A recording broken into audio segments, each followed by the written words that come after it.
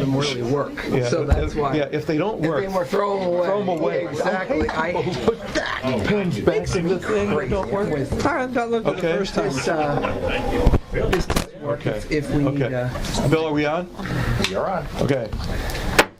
Let this meeting come to order.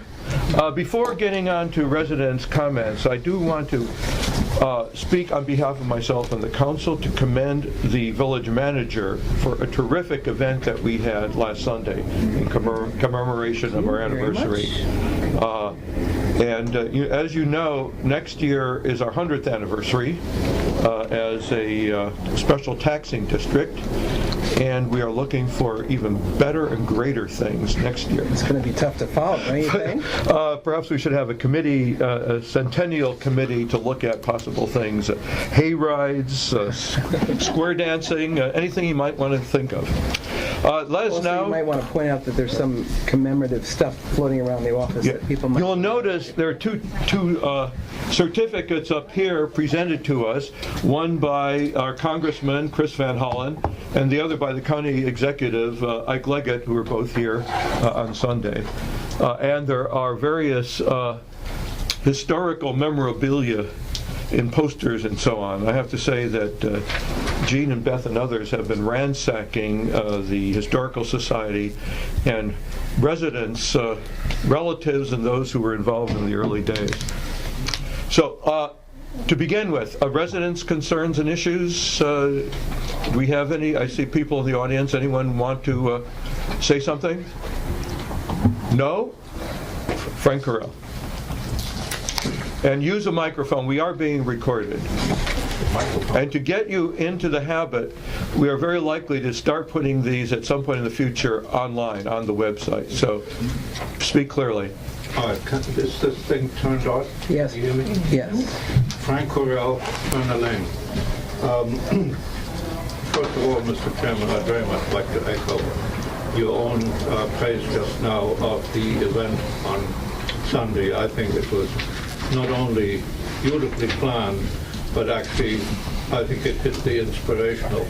And I think that the guests of honor, in particular, Congressman Van Hollen, with whom I had a chance to converse for a while, were very, very much impressed with how things are functioning. My concern or contribution is really only a question, and that is there are an awful lot of things being discussed here tonight. And I noticed that unlike other days, there is no provision for residents' concerns at the end of the meeting. And I'd like to ask whether it wouldn't be possible to include that, because there are a number of things here that once the discussion starts, we as residents can't contribute to. We could certainly add that to the agenda if there are such issues coming up. Thank you. Okay. Any other? Where's our IT man? IT man.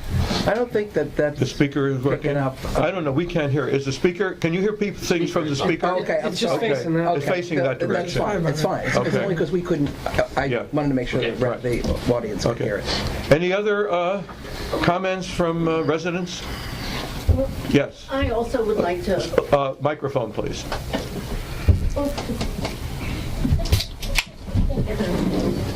I noticed the light was flickering. Yeah, Oh, sorry. okay. We can hear you, Mom. Batteries. Okay.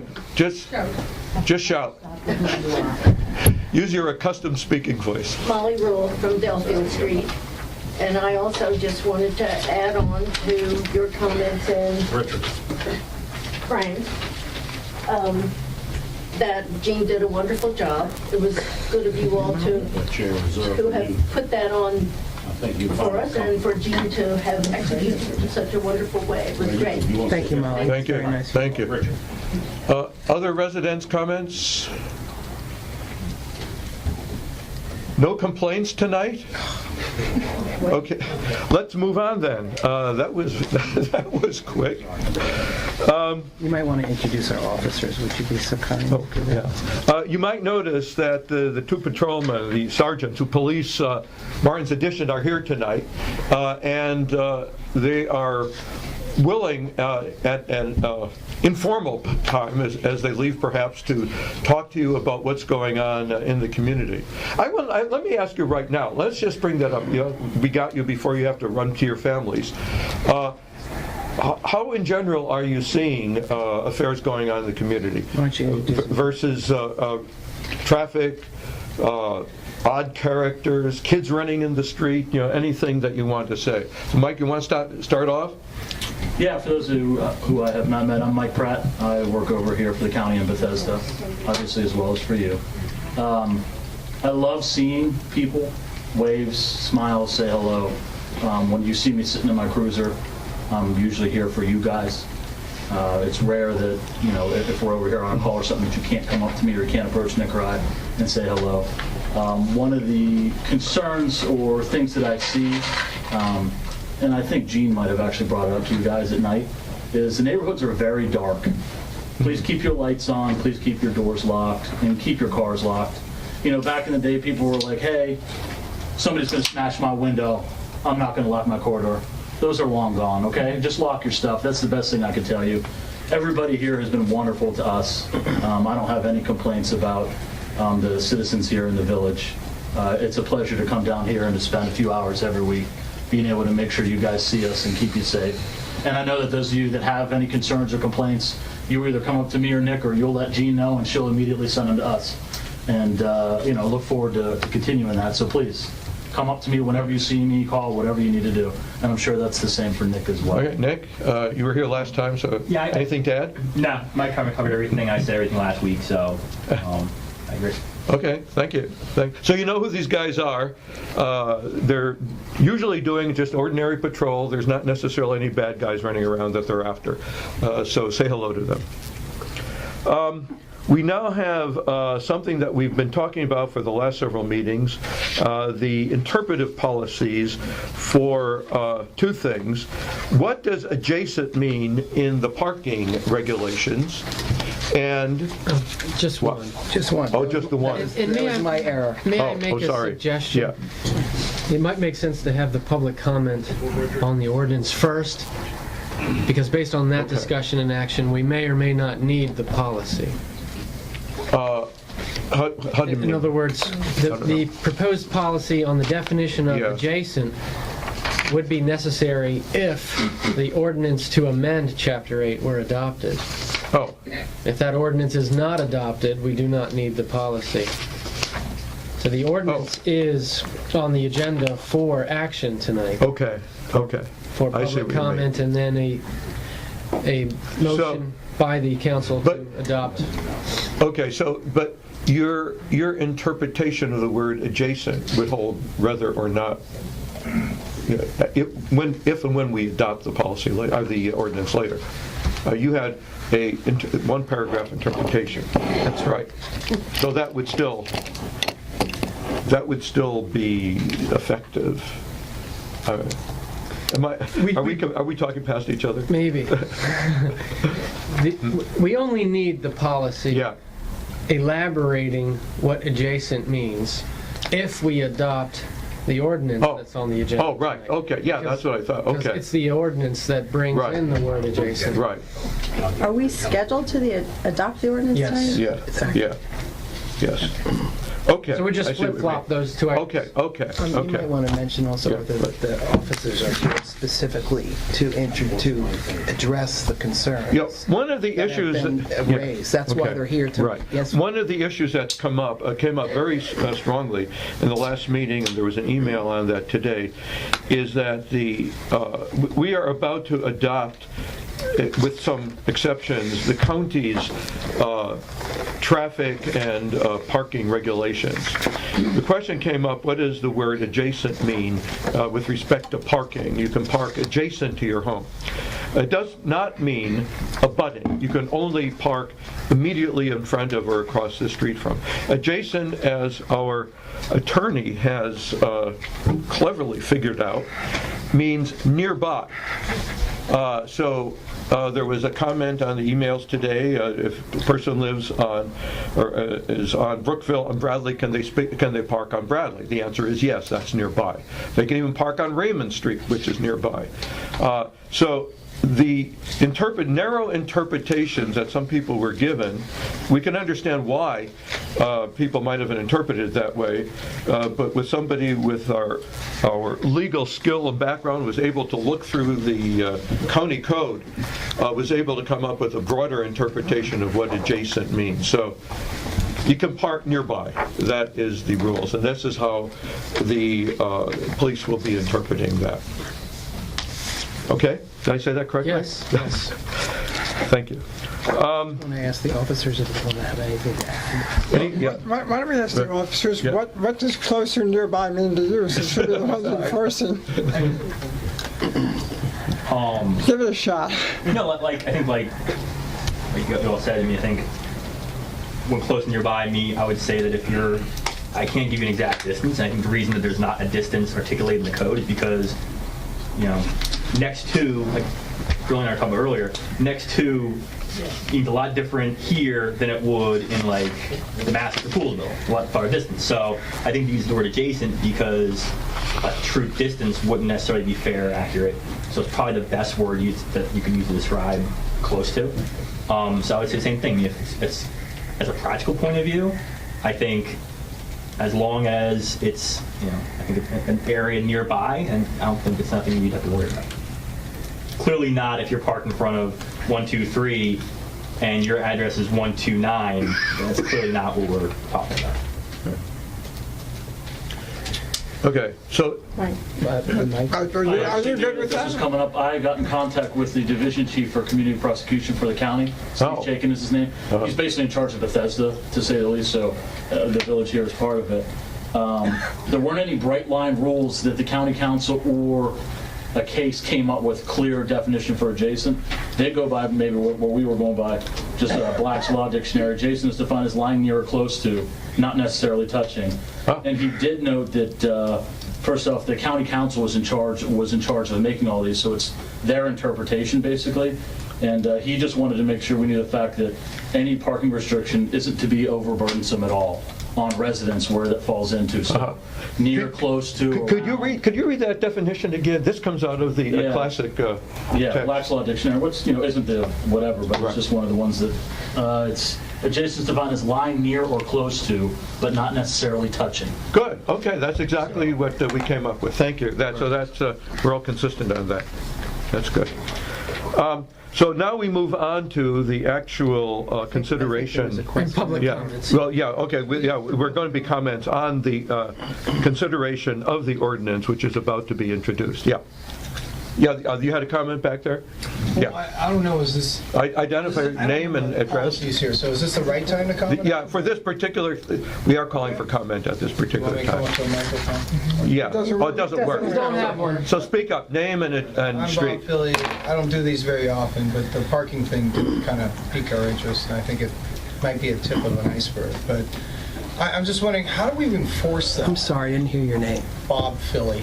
F-I-L-E-Y. F-I-L-E-Y, right? F-I-L-L-E-Y. Okay, L-L-E-Y. Yeah, double L's. Double L. Yeah, very exciting.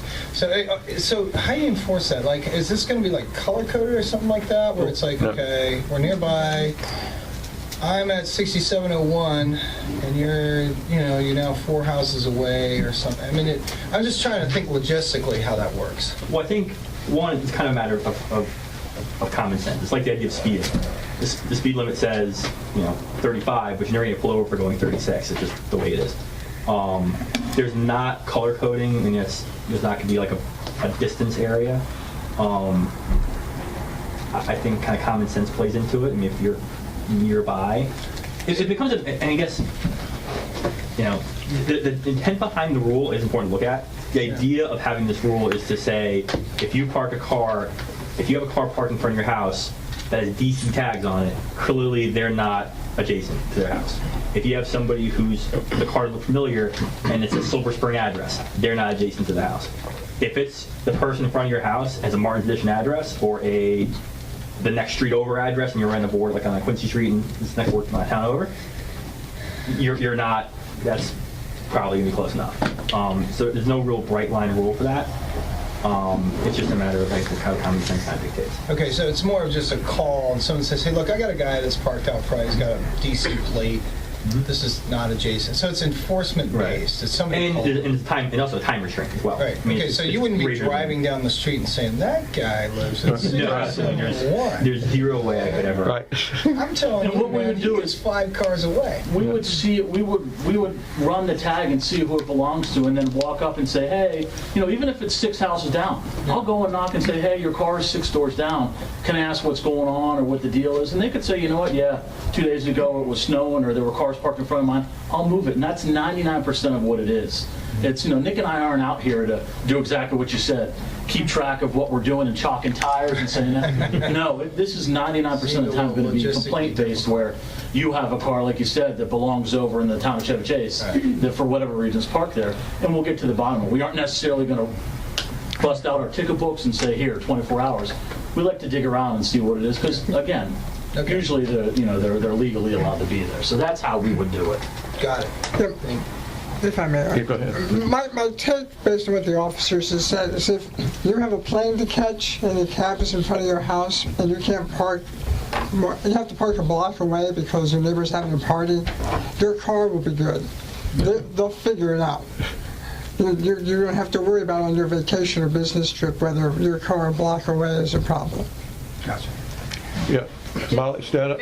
Just very briefly, I mean, there's a couple situations where resident, due to numerous drivers in the household, have numerous vehicles which tend to push, some of us, I can use my own driveway, but it pushes people even around the corner on another street, so. But again, if you run the Right. things in your. Yeah, and coming and knocking on your door and saying, hey, and you say, listen, my neighbor has 4 drivers, that's what we're here for, yep. Yep. Okay, any other comments on this ordinance? Yes, ma'am. What about the... I don't, name and Anita street. DeFanis in Bradley Lane. What about the overnight guests or long-term guests with New Jersey license plates or Connecticut? What do you do about those? I think we would prefer, if you guys have driveways, to put your long-term guests in the driveway, but the same thing, if there's a plate that's in front of your house that has New Jersey tag, and somebody calls and says, hey, it's been in front of my neighbor's house for a while, can you check it out? We'll go, I'll knock at the door. And when you say it's my son who's visiting for 2 weeks, it is what it is. It's, again, like Nick said, it's written there for the problem vehicles where people do not belong in the neighborhood, they don't belong to anybody there, and they're parking there because they know the village is a safe place to park.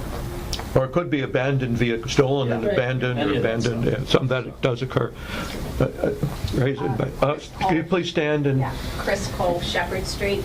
I'm just curious, is this a problem? Or is it just the ordinance is there prophylactically to Right. address this situation you just described, where somebody has abandoned a vehicle on one of our streets and it's there for weeks at a time? I mean, I assume that's not what these gentlemen really paid to Yeah. spend their time on is... No, it is, I can say, and they can respond, it is not a problem. It became a concern when people started reading the ordinance carefully and said, uh-oh, I'm not going to be able to park. And so that it became a concern. This has not been a problem. I think we have we had any abandoned vehicles that we've had to have towed or anything like that? I came close to towing one truck, and there's different rules for commercial motor vehicles. Like, I know you guys have trucking businesses at your houses, but commercial motor vehicles are different, and there was a commercial vehicle that was abandoned for like a week and moved the day before it's supposed to get towed.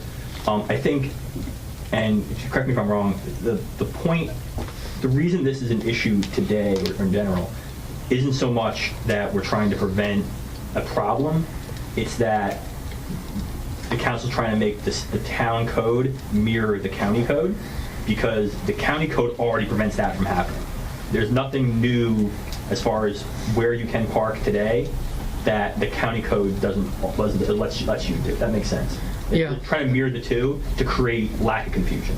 That's right. Right. That's right. I was just going to mention that this isn't a new provision that's being added to the code. This is a provision that will replace a current restriction that is very difficult to enforce because how it's worded. It provides that vehicles can't be parked longer than 72 hours unless they're adjacent to their house. Or a note Unless- from your mother. Right, yeah. Unless Essentially. they're out of the Washington metropolitan area for more than 2 weeks and can't move their car, which would require the village to actually have an inventory of every vehicle in the town and to know when people are going on vacation. So, we're getting rid of that problematic provision and replacing it with a much simpler provision that applies in the county. And the dual benefit is our secondarily employed officers will be in a position to enforce it because it is a county law. In the rare instance, it needs to be enforced. Okay. Identify yourself. Steve Schmall, Summit Avenue. I understand that there were several purposes in introducing this change to the village ordinances. One, which clearly I think everybody would support, is to the extent that our village ordinance was inconsistent with state law, it had to change. County. No, state. State too. State. Okay, state too. My understanding is that the second purpose was because, especially since we have county police officers doing whatever enforcing, that we wanted, or the council wanted to have consistency between what we state and what the county officers are used to enforcing. All of this makes sense, but I still have a question. What will remain in the Martin's Edition traffic ordinance that is not part of what the county ordinance is? Is there anything? And if there's nothing, why bother with having any village ordinance at all on the subject? Ron. Well, I'm not prepared to answer that Right. question. I can't tell you off the top of my head what's in our code that might not be in the county Just code. an example, No, perhaps. Well, or give two. me a minute. Do you have the I do. I can compare marked them out? side by side. Yeah, well, essentially, we've adopted the county code with exceptions. What are those exceptions? That's what I want to know. It's a long list. I saw it in an Yeah. email. It's Section 8-210, 8-303D, 8304D, and it's that sort of thing. yeah. Well, I think the question is there anything that the village is doing that the county Right. would not be doing? I mean, maybe the simpler answer to that is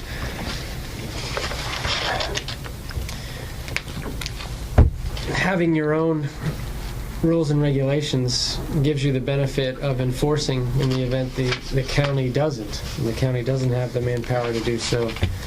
But we don't have an enforcement mechanism that I'm aware of. We actually, here's an example.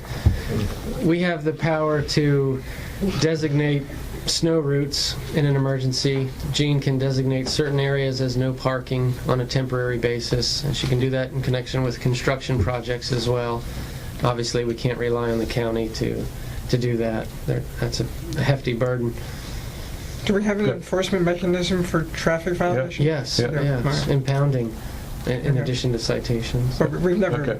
done that. We just No, haven't. but we have blocked off streets. That's a last resort. Yeah, we have blocked off streets on occasions. Ron, Okay. Go ahead. At one point in time, there was a question, just for clarity, and maybe it would help some of the folks who are here, the list of things that we're doing this because we have to be compliant with the state code. Hey, everybody, here's the list, black and white, no questions, concerns. Right. Here's the list of things that we're doing to make us compliant with the county code that are discretionary that the council has. I don't know if that's something that you and Joe Kutra, as you guys were going through this, ever discussed. That may be helpful for some of the questions that are being asked right now. Sure, yeah. If you look at the proposed ordinance, Okay. I mean, there aren't that many edits, frankly. So yeah, on page 3 of the draft, we've listed provisions of the county code. I don't have What, it in front of us. what section is that? Is there a section he's number? got the- Oh, you have the other We've got thing there. the slightly abbreviated. I Right. think that, Okay. Well, You want to try Okay. this one and I'll look at State- ours? He's got the No, full. he has the full one. stated more simply,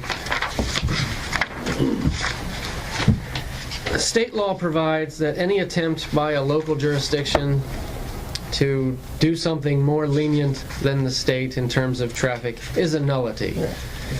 And state mandates that certain traffic rules apply throughout the state. And there's very few of those in the code that we had to correct. I think the only ones are that, Fire hydrant. yeah, 15 feet from a fire hydrant, whereas the village code currently provides 10 feet. 20 feet from a crosswalk, whereas the village code currently provides 10 feet.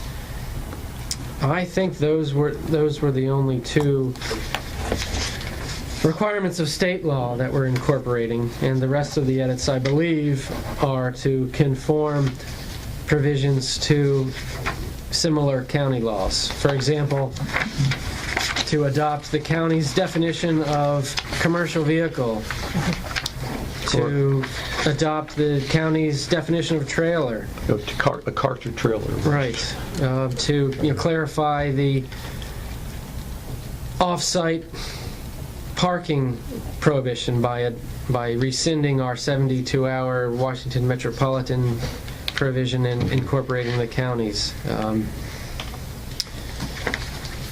me see.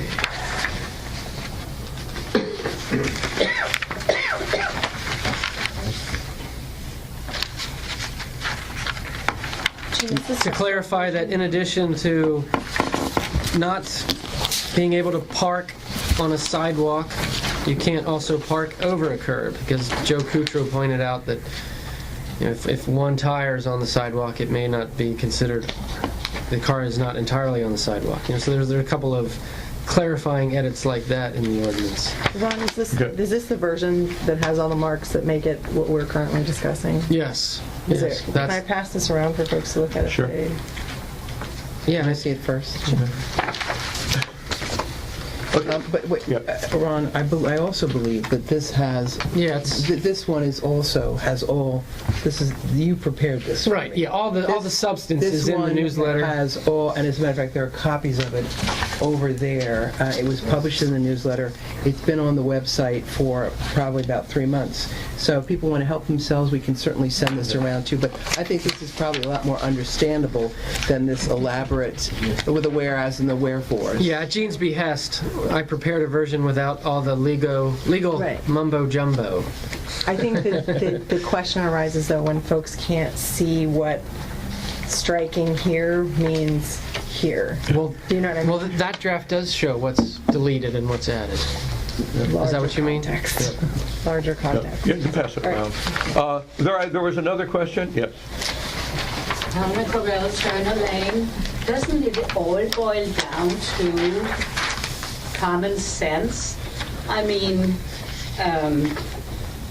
if you have a visitor from New Jersey or wherever, don't you tell your neighbors, hey, I've been having guests. That's our car. And likewise, I take it for granted that nobody calls the police on their neighbor's car, even if it's parked in front of their house. I wouldn't make that assumption. Sorry. There's a lot of other stuff in the county code that I and others have found curious. No offense to the officer. They did not adopt this, but we'll let that go. Steve. My first was really in the nature of a question. Now it will be the nature of a comment. I think I'm convinced now, having seen this document, that there clearly is something substantive, although it may not be major stuff, that's part of the Martin's Edition traffic ordinance. Given that, and if the ordinance is going to actually be adopted, I strongly urge that the definition of adjacent be included in that. It is. It's included as an interpretive paragraph. Is that how it is? It's separate. It's yes. As a part of the ordinance, though. Well, not some other document. So that's great. On the agenda tonight is an interpretive policy that would clarify what adjacent means as the village interprets it. Why isn't it in the ordinance? Yes. I mean, it could be, however, if it's in the ordinance, it's not going to be binding on a county officer enforcing a county law. The county isn't going to apply with, well, let me finish, please. It's not going to be enforceable on the county officer.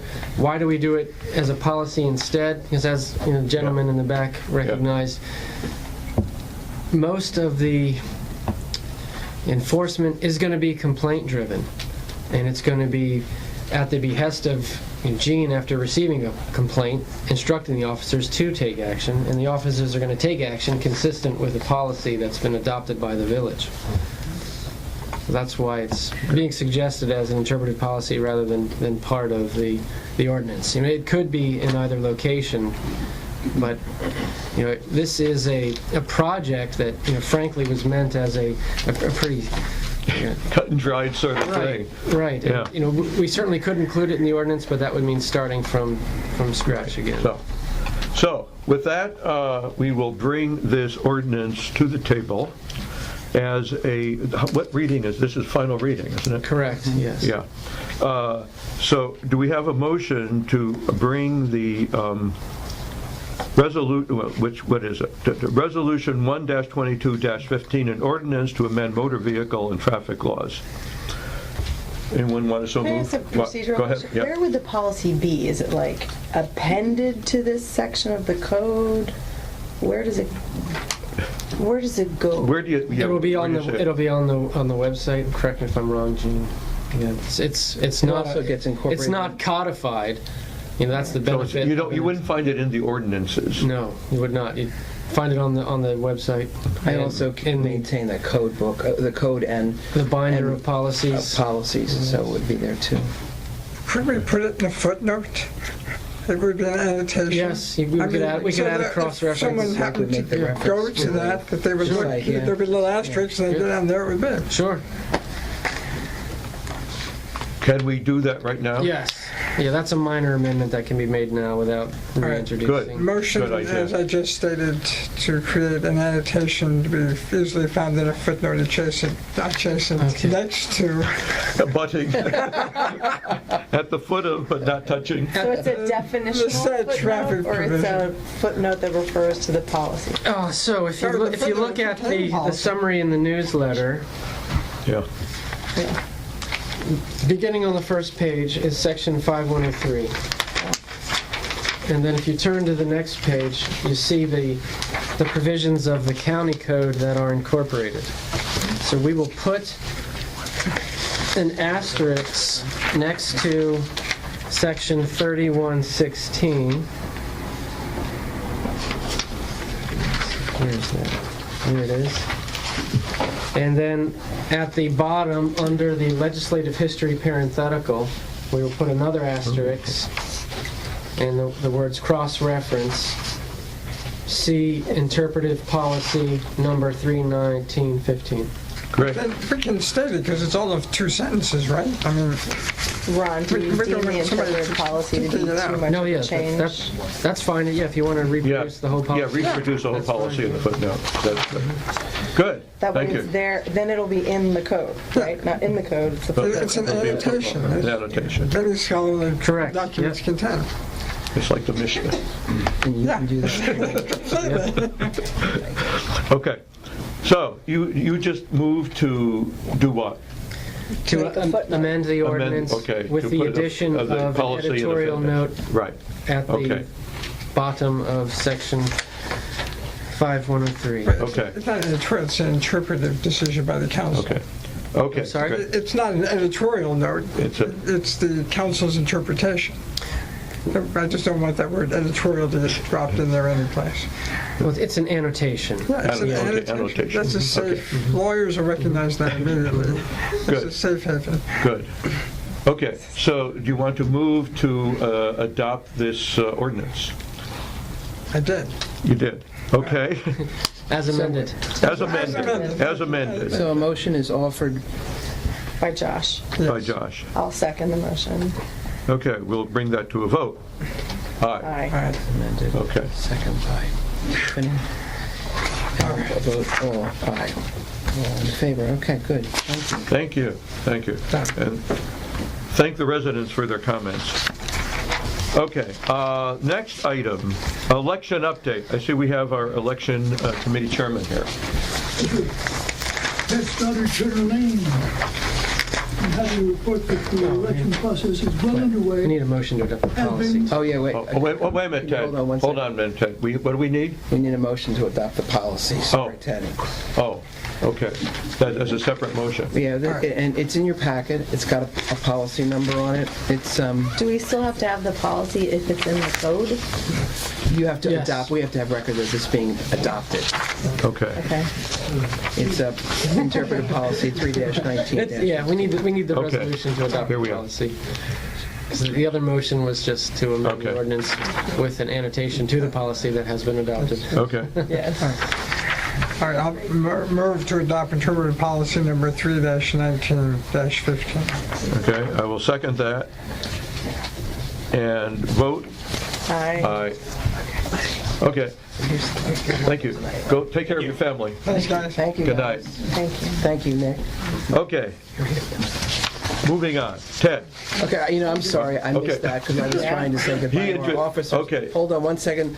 Motion- Josh, you motioned to adopt I second. 3 what's the number on that? 319-15. 19-15, and Arthur, you seconded? Seconded and 3-0 vote. All right, second, and then I'll vote all in favor, okay. Thanks Very for good. driving to conclusion. Okay. Okay, now, election. Okay. The process has been underway really since nominations were open on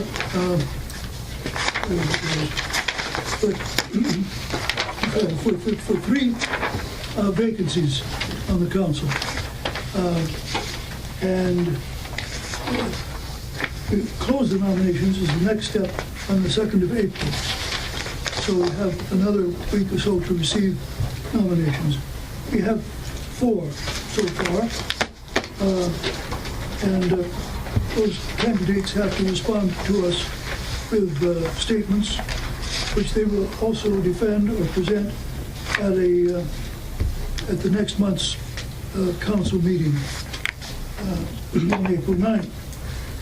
And April 23rd. No, April 23rd, I'm sorry. And following that, we will be processing and making available absentee ballots, and elections itself will be held on Thursday, the 14th of May, beginning at 5 o'clock and ending at 7:30. I think everything is going very smoothly so far. Ted, could you Thank you. clarify how many of the nominations have been accepted? I have not received any acceptances yet. So 4 nominations. Well, I beg your pardon, I've received 1. Okay. Yeah, he hasn't been, there's 1 in writing. Okay. And there are 3 others pending. Good, thank you. They've been announced to the nominees That they have been that they nominated. have been nominated, but we haven't got replies from them. Okay. Good. Any questions or any comments on that? Council? No? Okay, thank you. Okay, tree committee update. Not much here. I have asked for certain clarifications from our building contractor on interpretations of what is required in site plans and other construction documents. Do you have a document for us to No, enter there's into the no record? there's nothing more than we have from last time. Pending that, we are still waiting to hear from 1 or 2 other experts on our proposals, and we're waiting until our next meeting. We're trying to round up our experts. I'm There's sorry, not much. I missed the beginning of your notes, and I would want to make sure the minutes reflect them. Okay. You had asked the building administrator. Right. For to correct my interpretation of what's required on various building documents like site plans. After looking at county code and county examples and so on, I think I understand what's needed, but I needed an expert's. Okay, and there's nothing new in writing? Nothing new in writing, no new drafts. Okay, nothing else. yeah, any change in schedule, No, plan? Nothing? no. Okay, well, that was good. Okay. Budget's next. Budget or the personal service contract? No, Oh, budget. budget. Oh, I'm sorry, sorry, budget. budget is You're right, next. budget, right, budgets. Okay, included in your packet? We have gone over, we've had 2 meetings now, 2 discussions among the council, within the council, on our budget for next year. And there is, here we are. What we are looking forward to in the coming year are revenues. Oops, is this it? Okay, I'm sorry. I'm sorry. You're gonna, yes. There's one more page here. Revenues about the same as what we are receiving this year. There should be another page here. Hold on. Okay, here, got it. This is the first formal presentation, formal discussion and presentation of this at a council meeting, and I think it's important to note that, okay? Yeah, so we have had a budget committee group get together. We've had a working session with other members of the council, and this is our first opportunity to present the budget to the residents. And I'll just go through and note a few highlights. So there's many items, line items in here. We expect revenues to be roughly the same this coming year, which begins July 1st, as they are for this year. We have been recovering gradually from the very sharp decline in revenues that occurred in 2010 as tax receipts sharply declined from the recession. Since that bottom, we are gradually coming back and up to about where we were before the recession hit. And so, yeah. Gene, do we have any extra copies of those? I don't have.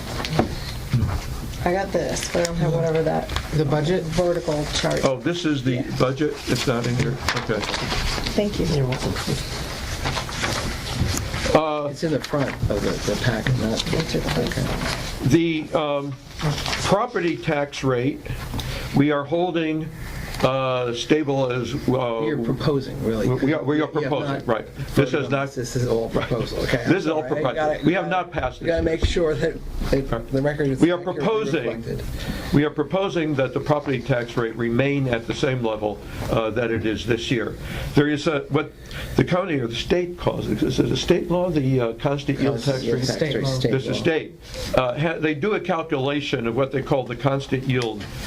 Right, tax rate that would produce. They look at how many buildings are, what the destruction is, the construction, what's happening to assess values, and they figure in order to maintain your revenues as it was last year, what would you have to do to change that? It's kind of you can do this automatically because it doesn't involve any change in revenues. That would have raised the tax rate. By 0.0001% per dollar of assessed value. We have decided rather than to get that extra $37, we will hold the tax rate where it is. So it's not a big deal one way or the other.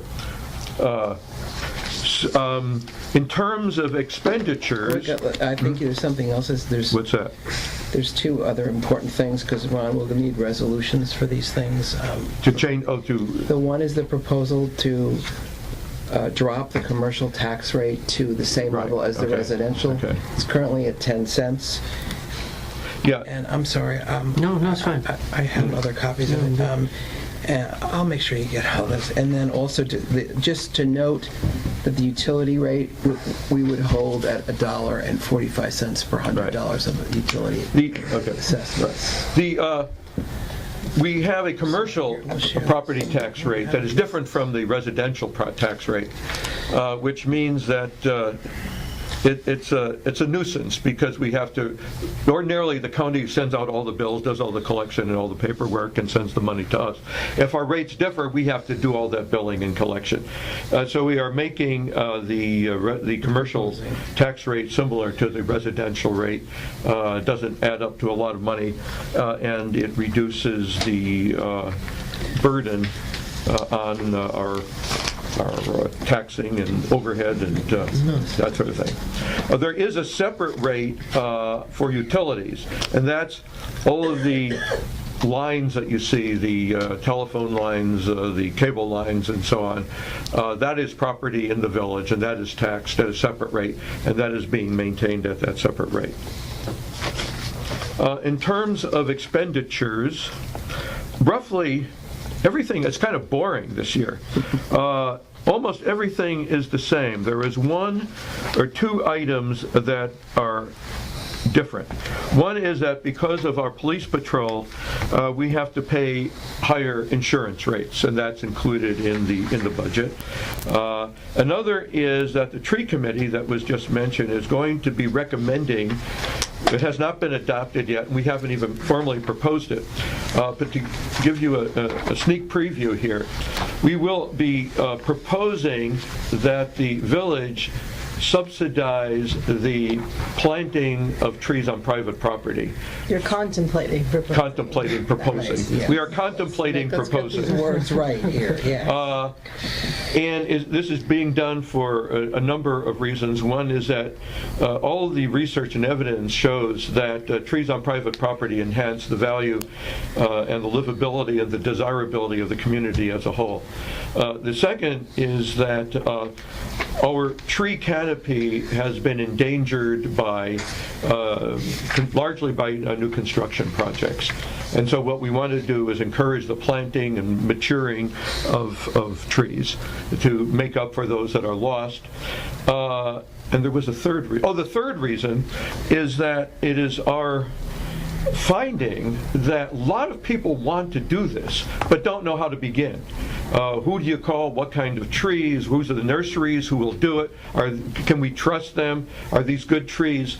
And we've seen from neighboring jurisdictions when the municipality has stepped in to help, there has been a very, very high demand for this kind of service.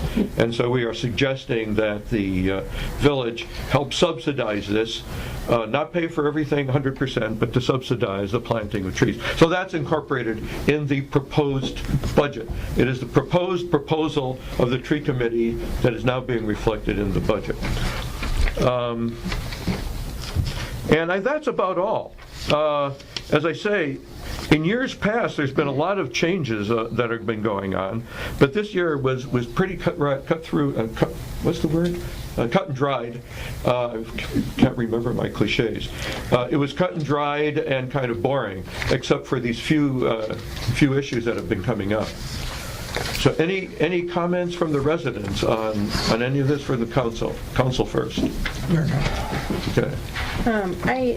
John Fleming and I had talked about this, and since I wasn't able to attend the budget meeting, just a discussion of, and I'm looking in our accountant's audit. We have this. It appears to be a large undesignated. That was one other. I'm sorry. One other item. Let me interfere with you there. Interject. We have the sidewalk. Well, that's right. Right. That's right. That was what I was going to get to. If you look at the last page in the report, the numbers have been changed to reflect that as additional program. And then there's some of your final budget numbers. Dan did this. I think it's important that you guys take a look at that, okay? Because that changes what you had been looking at before. The one other change I've forgotten was that we have this reserve fund for street lighting, which is underway in designing and improving and looking for new street lights. For the roads that have been torn up by all the utility work that's been going on, and for sidewalks. So we had one item, roads and sidewalks, and we decided to split that into two sections, roads one and sidewalks another, because the road project looks like it could be quite large, and have a separate item for the sidewalks, many of which, as you walk around the village, will know will either need to be replaced or upgraded in one way or another that will be discussing. And so what's So if you go down to the final 5,800 designated funds on the third page, you'll see it.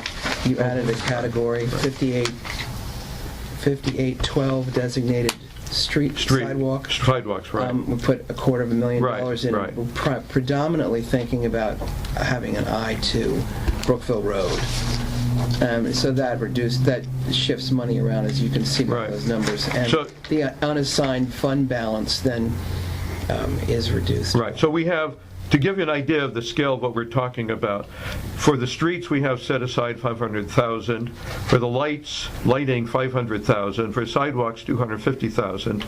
That leaves a little bit over $1 million in our undesignated reserves, which is gives us about 1.5 to 2 years operating budget to operate if disaster strikes and we lose all our money. Okay. Tiffany, I specifically asked Dan to give me another name, and so he said that the government, the county, acceptable practices finds the word unassigned fund balance as the It's on acceptable. page 11 and 12. Is it the audit? Exactly. Audit, yeah, right. Which is what I had discussed with John. I just, Well, and Dan has approved it and said if we had issues with and wanted to do anything else that we could take it up with the board, but this is the good term. I think it's, when it's consistent with the auditor's report, that's good news for everybody. So if you looked at our financial situation, you'll see we have a lot of money in the bank, but that money is about to be spent for various good purposes. Okay. Mr. Chairman? Yes, sir. You did invite comments. Did I? Yes, I did. Yes, this was to introduce. I'm still Frank Correll of Turner Lane.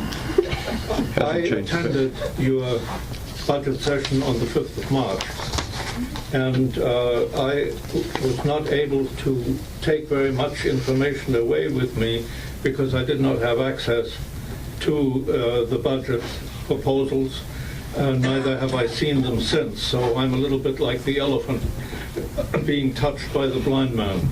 But I do have a group of questions that I respectfully ask for your answer. Number one, in the current budget, could you clarify how much is contemplated, proposed for spending for these capital projects, and which are they? Yeah, I just said $500,000 for roads, $500,000 for lights, and $250,000 for sidewalks. So that's $1,250,000 that is contemplated to be spent in the next fiscal year.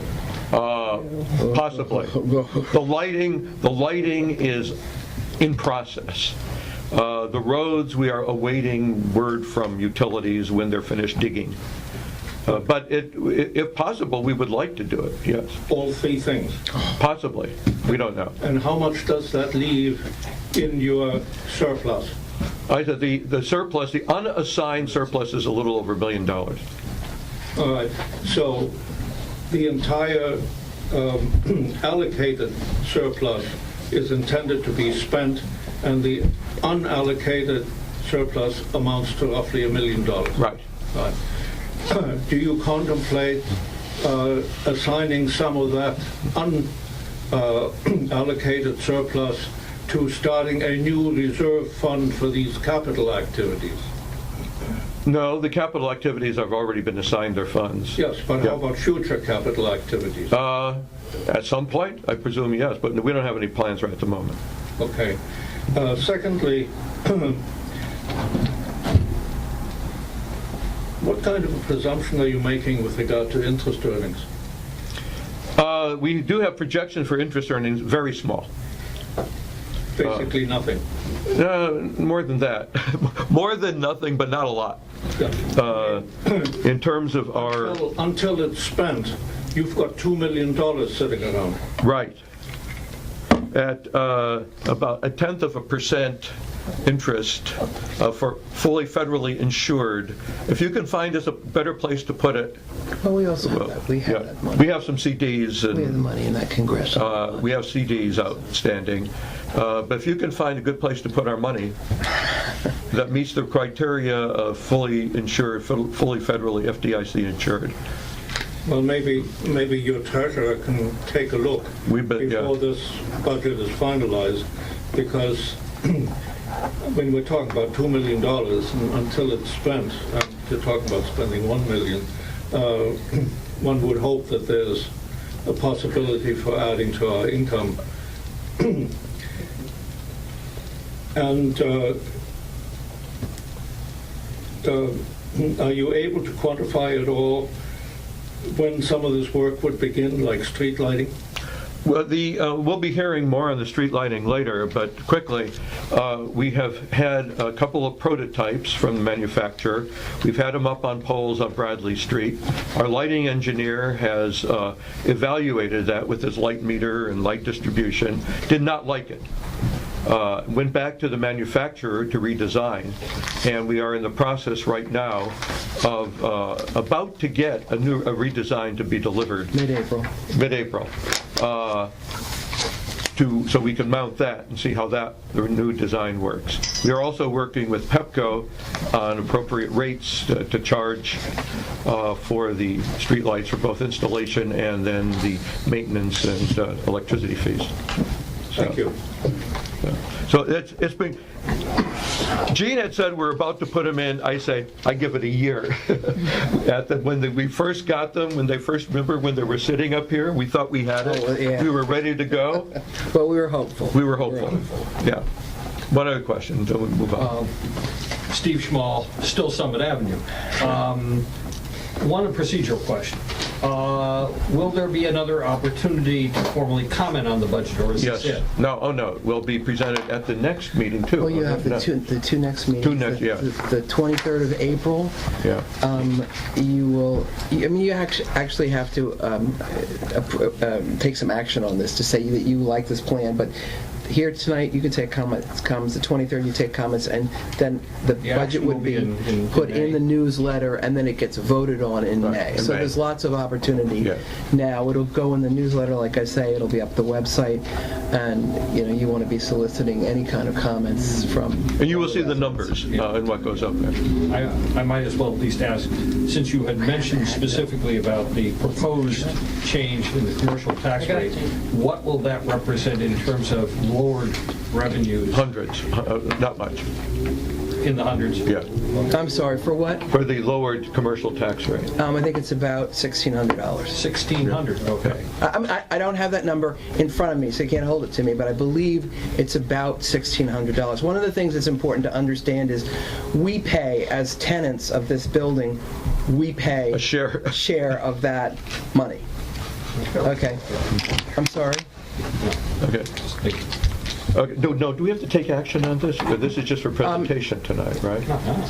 You don't want to take action, just, let's make it clear that It's just being introduced for public consumption. Right. For your consumption, right? Because you guys really haven't seen all the papers being put together, and as well as for public consumption. And then we'll start to gather, the forces of interest on it. One thing I would recommend, didn't get to do it before tonight, I apologize, if possible, depending on what kind of workload it would be, to add maybe actuals from the total year of 14 so that people have a full year to look at, and then they're looking at the partial of 15 and then the proposed for 16. You can ask your accountant to do that. Yeah. If that's something that council feels is We'll just add another column, the actuals for 14. If that's, so that there's a concrete number in here. People can say, okay, we spent this much this year, we're on track. Well, now, there is the column of, there's a couple of things here, and in the process of developing this budget, that was a consideration, of course, in developing what the annual budget is here. If you look at the columns, the actuals to date, the annual budget, and then some adjustments that we're assuming we're going to need to make as a consequence of what's been happening this year. So that adjustment column really reflects that. And as we get a little bit further on, and it is still just March, we will make some more adjustments. We're going to have to adjust for snow removal, for example. Okay. But certainly, I don't see why we can't add another column. Add another column and see what it looks like. If it's informative and it adds more to the guts here. I think we used to do that. Right. So let me just have Dan do that. Add another column. He has that. Yeah. Okay, let me, so add actuals for FY14. Okay. Thank you. Thanks. Okay, moving on. There is a subject that has come up among council members and with residents asking about competition and asking why personal services contracts are different from garbage contracts. It is treated differently in the ordinances or in the charter. for contracts greater than $10,000, right? That's correct. We require competitive bids for personal service contracts. In fact, personal service contracts are explicitly excluded. Want to read the chart? Yeah, personally are explicitly excluded. You want to could read the chart? Sure. Here? Maybe Ron. Right. Our lawyer can. Yeah, Section 701 of the Charter provides the council shall not contract for material or work other than personal or professional service contracts in a sum exceeding $10,000 without having first invited competitive bids for the same. And So the question that arises is $10,000 is an amount that the previous councils have defined as appropriate. What makes other kinds of contracts different? Should they be included? We could be paying, I'm trying to think whether we actually do more than $10,000 for personal service contracts, like our legal support, our building contractor support, our accountants. Should they also be required to meet the competitive bid? And why is that different? Well, I've asked Ron to look into this and to give us some kind of background in this. So Ron, could you summarize some of the things that you told us? You all, by the way, have a copy of Ron's Oh, do we have it there? email Okay. in with the documentation. Good, thank you. Before we go on, Yeah, go. You have Tiffany. maybe the definition would help. Personal and professional service contracts, just that everybody's on the same page about what we're actually talking about. sure, yeah. The question is, what's the difference between a professional contract and a personal contract? Those terms are not defined by the charter. Professional contract, I would give it its ordinary meaning as used in the charter. That's a contract entered into with a professional. Well, what's a professional? Of course, the obvious examples are the professions that require degrees, licenses, extensive training, extensive education, extensive experience. And I gave you a list of what I thought professionals could include that provide services to municipalities. And you start with all the A's: accountants, auditors, attorneys, arborists, and building code administrators, traffic engineers, civil engineers, surveyors, and the like. What does personal mean? Personal contract refers to a situation where you're contracting with a company but designating a certain person to perform the services.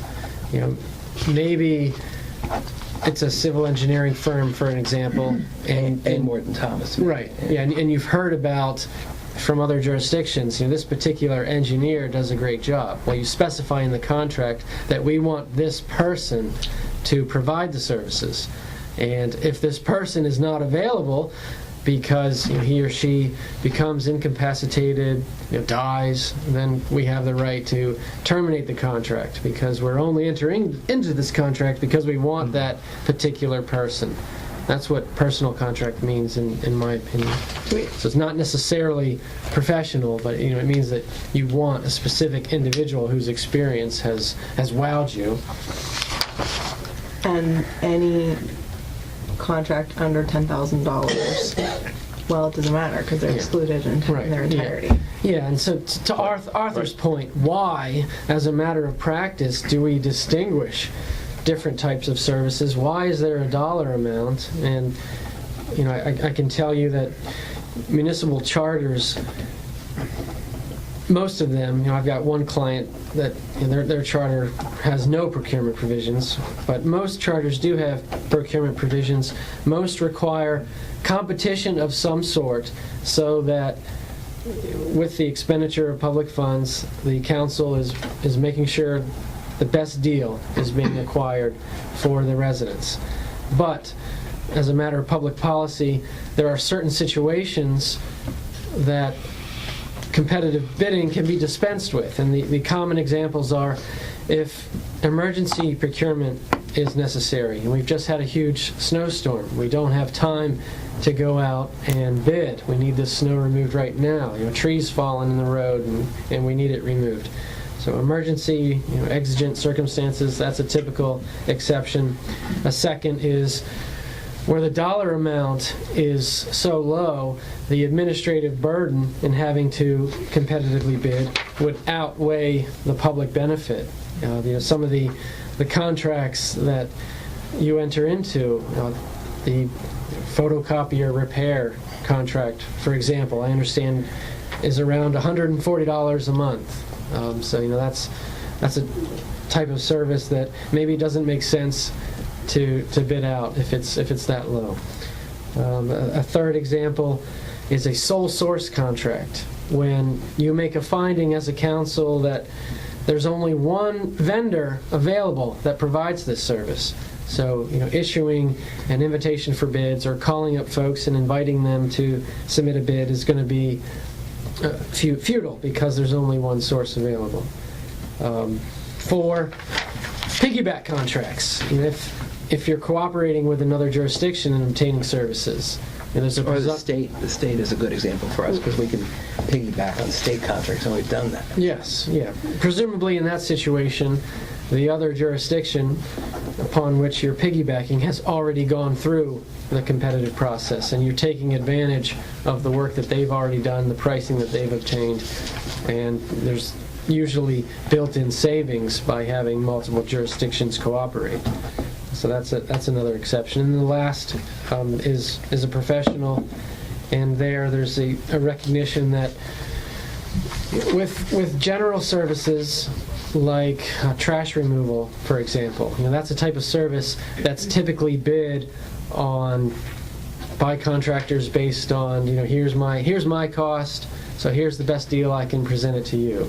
Whereas with professionals, typically you're identifying a certain professional that you want, and their rate is what it is. And so you're not. However, let me preface that by saying, just because it's an exception doesn't mean you have to apply the exception. You're not bound to follow these exceptions. You have the discretion, if you want, to require bids for anything, to require periodic reviews of all your service providers. Absolutely, that's an option. There is no state law governing how you undertake the procurement process. It is a matter of local law, local charter and ordinance.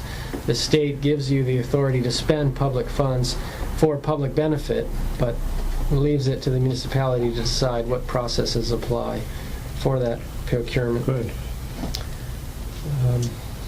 Tiffany, any other points you want to raise? I think it may be good for us to do kind of a working session on what we have and whether or not they're personal, professional, where they fit into what we're currently doing, and how much we're expending on those things annually. A little bit more research before To provide oversight. Or yeah what? into what how much are we spending on Ron Bolt every year. He's actually cheaper now than he used to be. Right, I know. I did a budget analysis. We got a years on the deal. council, Right. and I've seen that. But just again, for the folks who have raised the question for transparency's sake, what are the contracts that we have? Where do they fit into these categories, and how much are we spending on them? Because depending on the outcome of that discussion, would it make sense into setting some sort of limit for some of the personal and professional contracts, or are we happy with them and leave them as they are? Okay. Josh, do you have anything to add on this? Although I agree, I'm curious about the things that Tiffany's discussing, Right. as we discussed in the last meeting. Yeah, and I mean, a year ago, this came up as a question, and we had a resident raise it, so I think it's important just for us to follow up on it, follow through. Good, thank you. This is a good tutorial for us, I think, Ron, to know how we stand and legally, historically, and matter of oversight. Good, thank you. Oh, you know what else? That I think we could. I think it's a great idea to do a work session. I've already started to collect a documentation of what the surrounding jurisdictions do. All the other towns that we managers have our listserv and our local managers meetings, and there's a lot of information and a lot of data and a lot of policies that they will be. they do. Well, that would be many good. are very, very similar because we're sort of all drafted from the same primordial ooze. But I think that adds there's a lot of knowledge that still needs to be added, and it's easily available. So I've already started to collect that information. Good. So we'll. I don't think we're not open for comments at this point. You'll have a chance at the end of the meeting. But we now have our Alan Beal, building administrator's report. There's a lot of construction activity going around in the village, you may have noticed. Sorry, I meant to give this to you earlier. You might, just on the chance that everybody doesn't know him, this is Alan Beal. Alan Beal, our building administrator. He's the guy who looks over the permits, the plans, the site plans, the blueprints. You got it. My contract is significantly less than $10,000. Ryan, could you kind of turn slightly around so people can hear you? Okay, that's good. Thank you. He is addressing the council. Ongoing projects, new permit requests, issues. 3507 Raymond Street has a rear addition that's planned. They had some potential plans that would have required a variance. They've opted to adjust the plans so that they won't need a variance. 7315 Delfield has a proposal for a sport court fire pit. I was actually just looking at that. The main thing about it would be front yard non-vegetated coverage issue. They're essentially going to put it in their front yard. But they have such a wide front yard there that they may actually be able to do it. It's at the end of the block. If I can interject just for a minute, this is for the council's purposes because this is going to require, I think, potentially council involvement because it's not specifically code related. This plan, which you just got today, is proposing that a substantial number of trees be planted in the right of way to screen what they're proposing. I was looking at that. I was like, there's no trees there. Yeah, I know. And he was talking about moving the town tree, and there's a lot of explanation required that property's not yours. That property is ours. And so it came as a bit of a surprise, but we may very well face a decision in this particular case as to, and I explained, likely if you put trees in our right of way, that we're then responsible for caring for them. There's a lot of other complications that will add to it, but just so you know, This is really pretty much the first time where we have faced a situation where somebody's proposing to use our public right of way essentially to provide screening at their expense to plant. And then what do? Do you do a license to use the right of way and require them to maintain it? I mean, we'll probably have to pull some legal in too. So, but just want to let you know that's a part of this new thing that just came today. I'm sorry, Alan. That's okay. It's also a really unique lot, so it's not something that there aren't a lot of other lots that could actually come and make this sort of proposal. It just wouldn't work in a lot of other places. Yeah. So. Right. 3504 Taylor, a dumpster appeared and was removed. 3506 Taylor, there's new drawings that conform to the setback requirements. They're vague at best, so we'll continue to work on that. 3414 Cummings Lane, the Garage Mahal, we're still waiting to hear more about that. The initial plan review that we did essentially was fine from Martin's Additions perspective.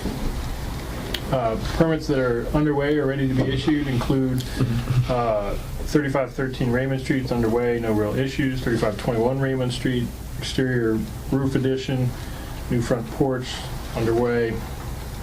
3509 Shepherd Street is rear addition, should be ready for final clearance shortly. 3510 Bradley is still underway. 3514 Bradley is completed, the bond has been returned. Washington Gaslight Street patch completed. 7309 Delfield continues to be a challenge, making their way. 3219 Thornapple construction is almost finished.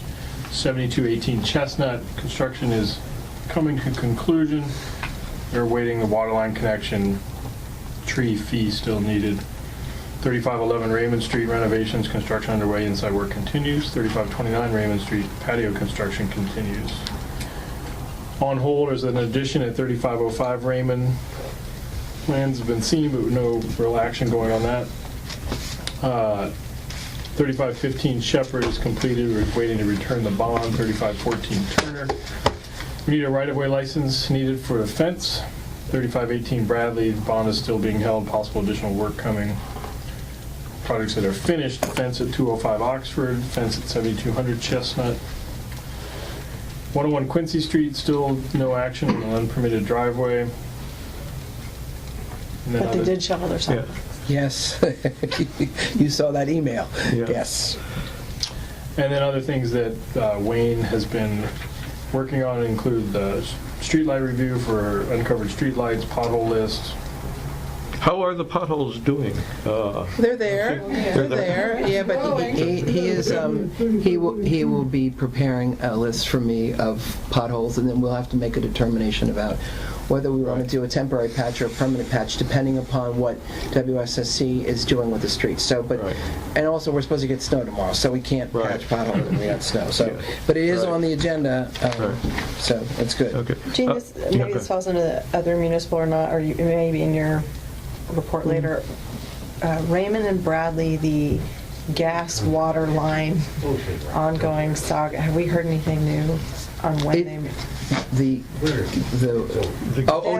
No, I have not. About whether or not they're going to when it's going to start the gas and water line. I have not heard anything yet. Okay. Like, I think WSSC is so swamped by the water main breaks that they're not even talking to me about. But Bradley, Raymond, Melville, and Quincy are still slated for that, for the gas, for the water. And then gas is intermingled in there. And what I really want to get them to do is I really want them to change out the sewer lines. Because once you got a trench, you might as well do it all.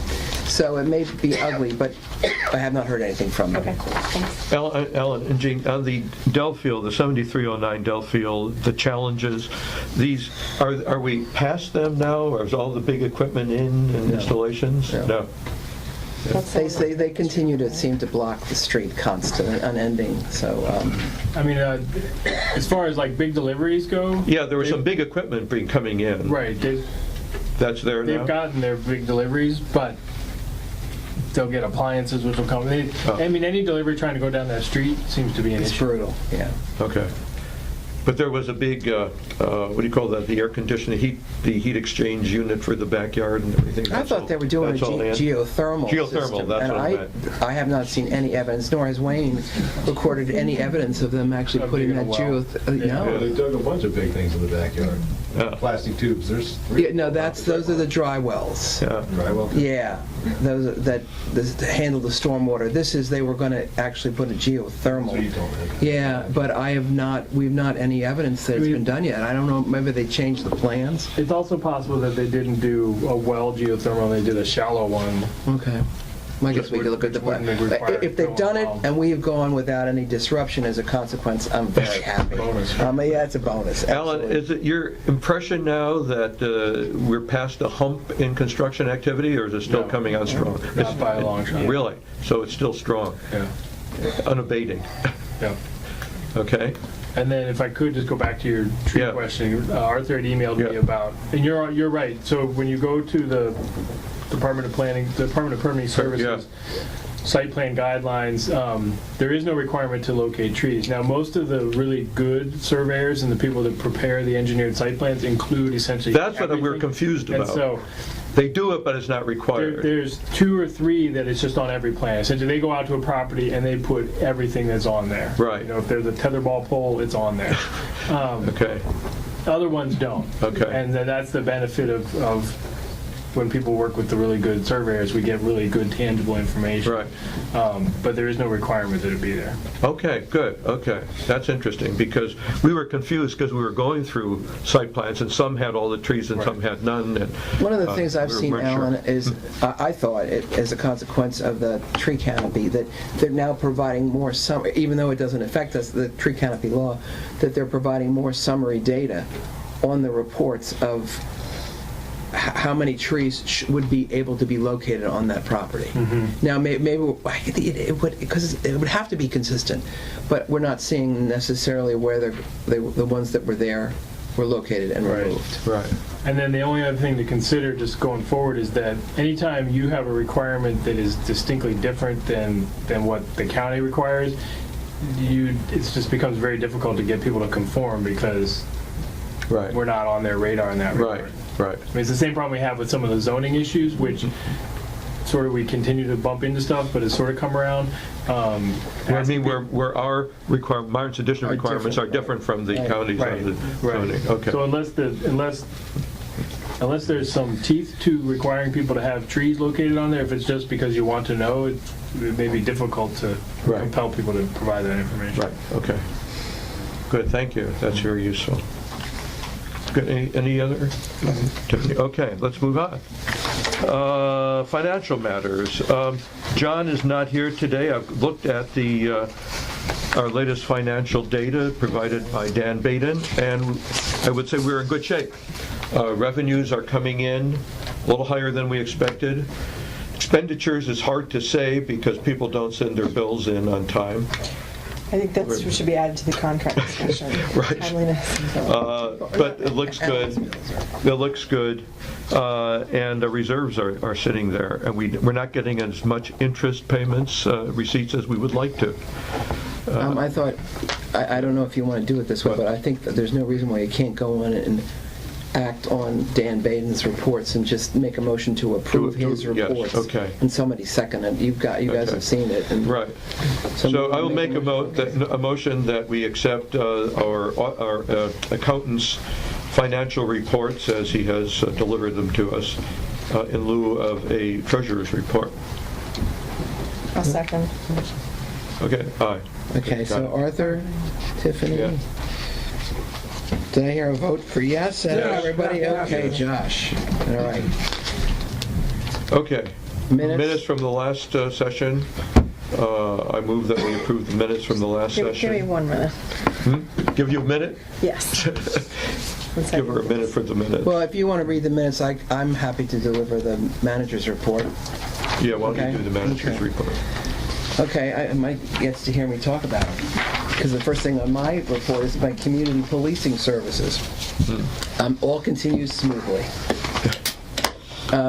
Advice has been sought for park car complaints during the snow and questions about the legality of parking with out-of-state plates, as I think I've been forwarding the stuff to you. I think the issue has been resolved today, as a matter of fact, because thanks to Mike's handiwork.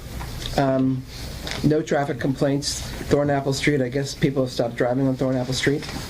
And special attention was being paid by Nick to Quincy Street based upon the concern that was voiced last council meeting by a resident over there on Quincy Street. And he said, Nick said he's only observed one car in the one instance parked across the driveway. But that he does not, across the sidewalk, I'm sorry. Yeah. He's not seen any kind of rampant problem. As far as sanitation services, I'm very glad that the winter is over because it was definitely a challenge, no question about it. We did have, I think, almost 2 days where they couldn't get the they couldn't get the trucks going and get them out of the yard, and another where they didn't feel Waste Management gets to call the shots that it was safe enough to bring the trucks in. And the dump was closed on a number of occasions. That happens too. And we did have one of our guys fall trying to climb over snowy berms, but what are you going to do? I don't know. We can think about next winter about maybe trying to, do something different. But heavy trash pickup I was not happy with, but I managed to rescue it. I had to track down the guys and find the truck. I saw you tracking the guy. That's what it was. In the rain, drawing them a map of Martin's Additions to get the trash picked up. Poor guys. They're very nice, but they didn't know where they were going. So I've had some conversations with Waste Management about that. Wider Circle, we had again a great response from Wider Circle this time. We're putting more and more good furniture and furnishings and clothing and kitchen wares and linens and stuff into the homes of people that come to a wider circle, and getting it out of the trash stream, and it's been very, very well received. As a matter of fact, Chevy Chase Village has asked to copy the model that we have put in place with a wider circle. Rolling Acres, I thought did as far as snow plowing is concerned, I think Rolling Acres did a great job. Oh, you know what we didn't talk about? Sidewalk shoveling. Yikes! Oh man, we got to go back and talk about that. Yeah, Let me finish my report. Okay, I have a volunteer who has volunteered to organize the kids into shoveling. Well, but that's not what we were talking about. We were talking about the other in the budget. Snow shoveling of village sidewalks, and we completely. Sorry about that. Okay, I'm sorry. I'll finish this. Snow plowing, they did I thought they did a fantastic job. Rolling Acres is just so responsible. Everything I wanted, like cleaning streets at the last minute, putting out those sand cans, refilling them, because as you know, our previous contractor had an emergency and it became ill very suddenly, and we had to reach out and find somebody to help us out, and they did a great job. We will need an amendment to the budget, but I'm not. We have tomorrow perhaps to account for additional expenditures. WSSC water's fine, no sewer problems, no gas line issues, road repairs, yes, but Pepco, no issues. We continue to issue permits for the utilities as they come to us. They come to us routinely. We have to approve them, sign them, and get them back to them for the construction project. As far as the trees are concerned, we're wrapping up winter pruning as we speak almost. And now the time is to get into the spring work, and it will include the mulching of the new trees we put in the fall.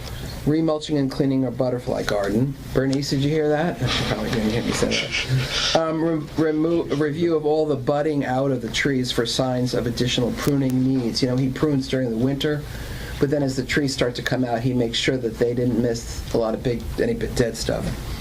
They'll do a complete spring assessment, including community-wide drive-through with the tree supervisor, Dan Gardner. And then we'll look for recommendations for any further assessments by the state forester. And in cases where we're unsure about a tree, we'll bring in Barbara Neal to make an assessment where we think a tree might have something in question. Then as the trees begin to bloom out, we will lift them from the streetlights as we always do, and then the watering bags go on in the hot weather. As far as street repairs and traffic issues, Joe Cutro, I'm going to ask to conduct a review of the condition of our street signs because we took a beating this winter. And we really haven't re-looked at them for a while. When Pepco moved the poles, a lot of the signs had to be moved, and because they're in different places, we ended up with some no parking signs, for example, not in great place. But now that the winter's over, we've got busted up signs on Raymond Street, we've got other stuff. I'm going to have Joe make an assessment of what needs to be done, and he will actually do the ordering for the new signs for us and actually do the repair. So all the poles have been moved that are going to be moved now. We're done with that. I believe we are done. I think we're done with that. I believe we are done. So he will assess the need for additional or new signs, and then I will, of course, bring back to you a list of what that is and an estimate for the repair. Will Potholes. you check into that sign on Raymond we got asked about? Yeah, of course. Okay, of course. That was one of the cases where the pole was moved. Okay. And to do it individually becomes very expensive. You've got to move the brackets, so we're going to. There might be two signs, because there's one sign that fell down. Well, the engineer, the traffic engineer, we have a list of where everything is. So he's going to walk through and see where things are where there aren't things that should be there. I'm happy to. Yeah. So if you want, I'm happy to. No, I brought up 2 meetings ago, and I'm not looking for anything immediate, but within 60 or 90 days. Oh, no, but he's going to do it this spring. So spring is officially tomorrow, so he's got it on his agenda. It's definitely something that's immediate. During the snowstorm, spring is going to break out. Yeah, right, exactly. Okay, we got the sidewalk repairs. I'm sorry. I have been looking into finding additional companies that would do the same kind of work, that precision concrete cutting. And we... Are there any? There are, at first I couldn't find many of them, but I did some more review, and it appears there are companies that do something similar. Whether they do it like Precision Concrete, I don't know yet, but certainly I think this contract, because even its minimum, it's over $10,000. At its maximum, it's at $21,000. I think we ought to put it out to bid. And additionally, the most important thing for you guys is to decide at what level do you want to do this safety. Do you want to go to repairing all hazards of up to $38,000? So my thought was on going out to bid. If you look at what's in my report, we have three options: either do the 3/8 of an inch, half an inch, and 3/4 of an inch. Right. And my recommendation, and I'm sure Legit would recommend the same thing, would be we go out to bid for, well, I guess we could go out to bid for all three of them, huh, Ron, and then make a decision, see who gives us what. But to use those standards of 3/8, 1/2, and 3/4 to apply in the bid requirements, bid specifications. My only question about that is, what if that excludes somebody because they don't have the exact same measurement? And what if they're a one whatever if off because their machine does? Well, we'll deal with that again. I think these are standards that are probably industry-wide, and I think it would become apparent at the time we actually go out to bid. Streetlight update. I just got some information today. They seem to time it well from Pepco and from Scott Watson. The new device is supposed to arrive here in April, and Pepco's going to install it, take out the old one, rehang the one that's there. So, just one month at a time. Do the is the kind of way. Yeah, absolutely. Water issues on Oxford Street, about the meeting next Tuesday night over in Chevy Chase Village. It sounds very interesting. And they're bringing in some folks from the the Waterscape program at the University of Maryland. The 30th celebration was well received. Yes. I am considering going to the MML convention. I know that. Yeah, I haven't been there. You have been a long time. Well, the other managers are going, so I think maybe we'll join them. And Tiffany has already made arrangements to go. Good. Election committee work has been executed. There's a regional workshop for Legit on April 2nd that I will attend. We're doing some revision on the website, trying to make the building information more accessible, and actually Bill Lebovich has been assisting. Beth is very good at this, and we're redesigning some of the forms and moving them around and pulling pieces out. So I know you guys have looked at it once, but we're not there yet, but we're certainly happy to take a look at it and any recommendations for making it more easily resident, accessible, and understanding. We welcome it, of course. And we continue to explore the posting of recordings of meetings to the website. Our IT man has been exploring some upgrades in equipment. And then eventually I'll have to do a monthly Emergency Operations Center drill to keep my certification. And don't forget to change the meeting on April the 23rd, and that's the end of my report. I'm making that change right now. I think I got that.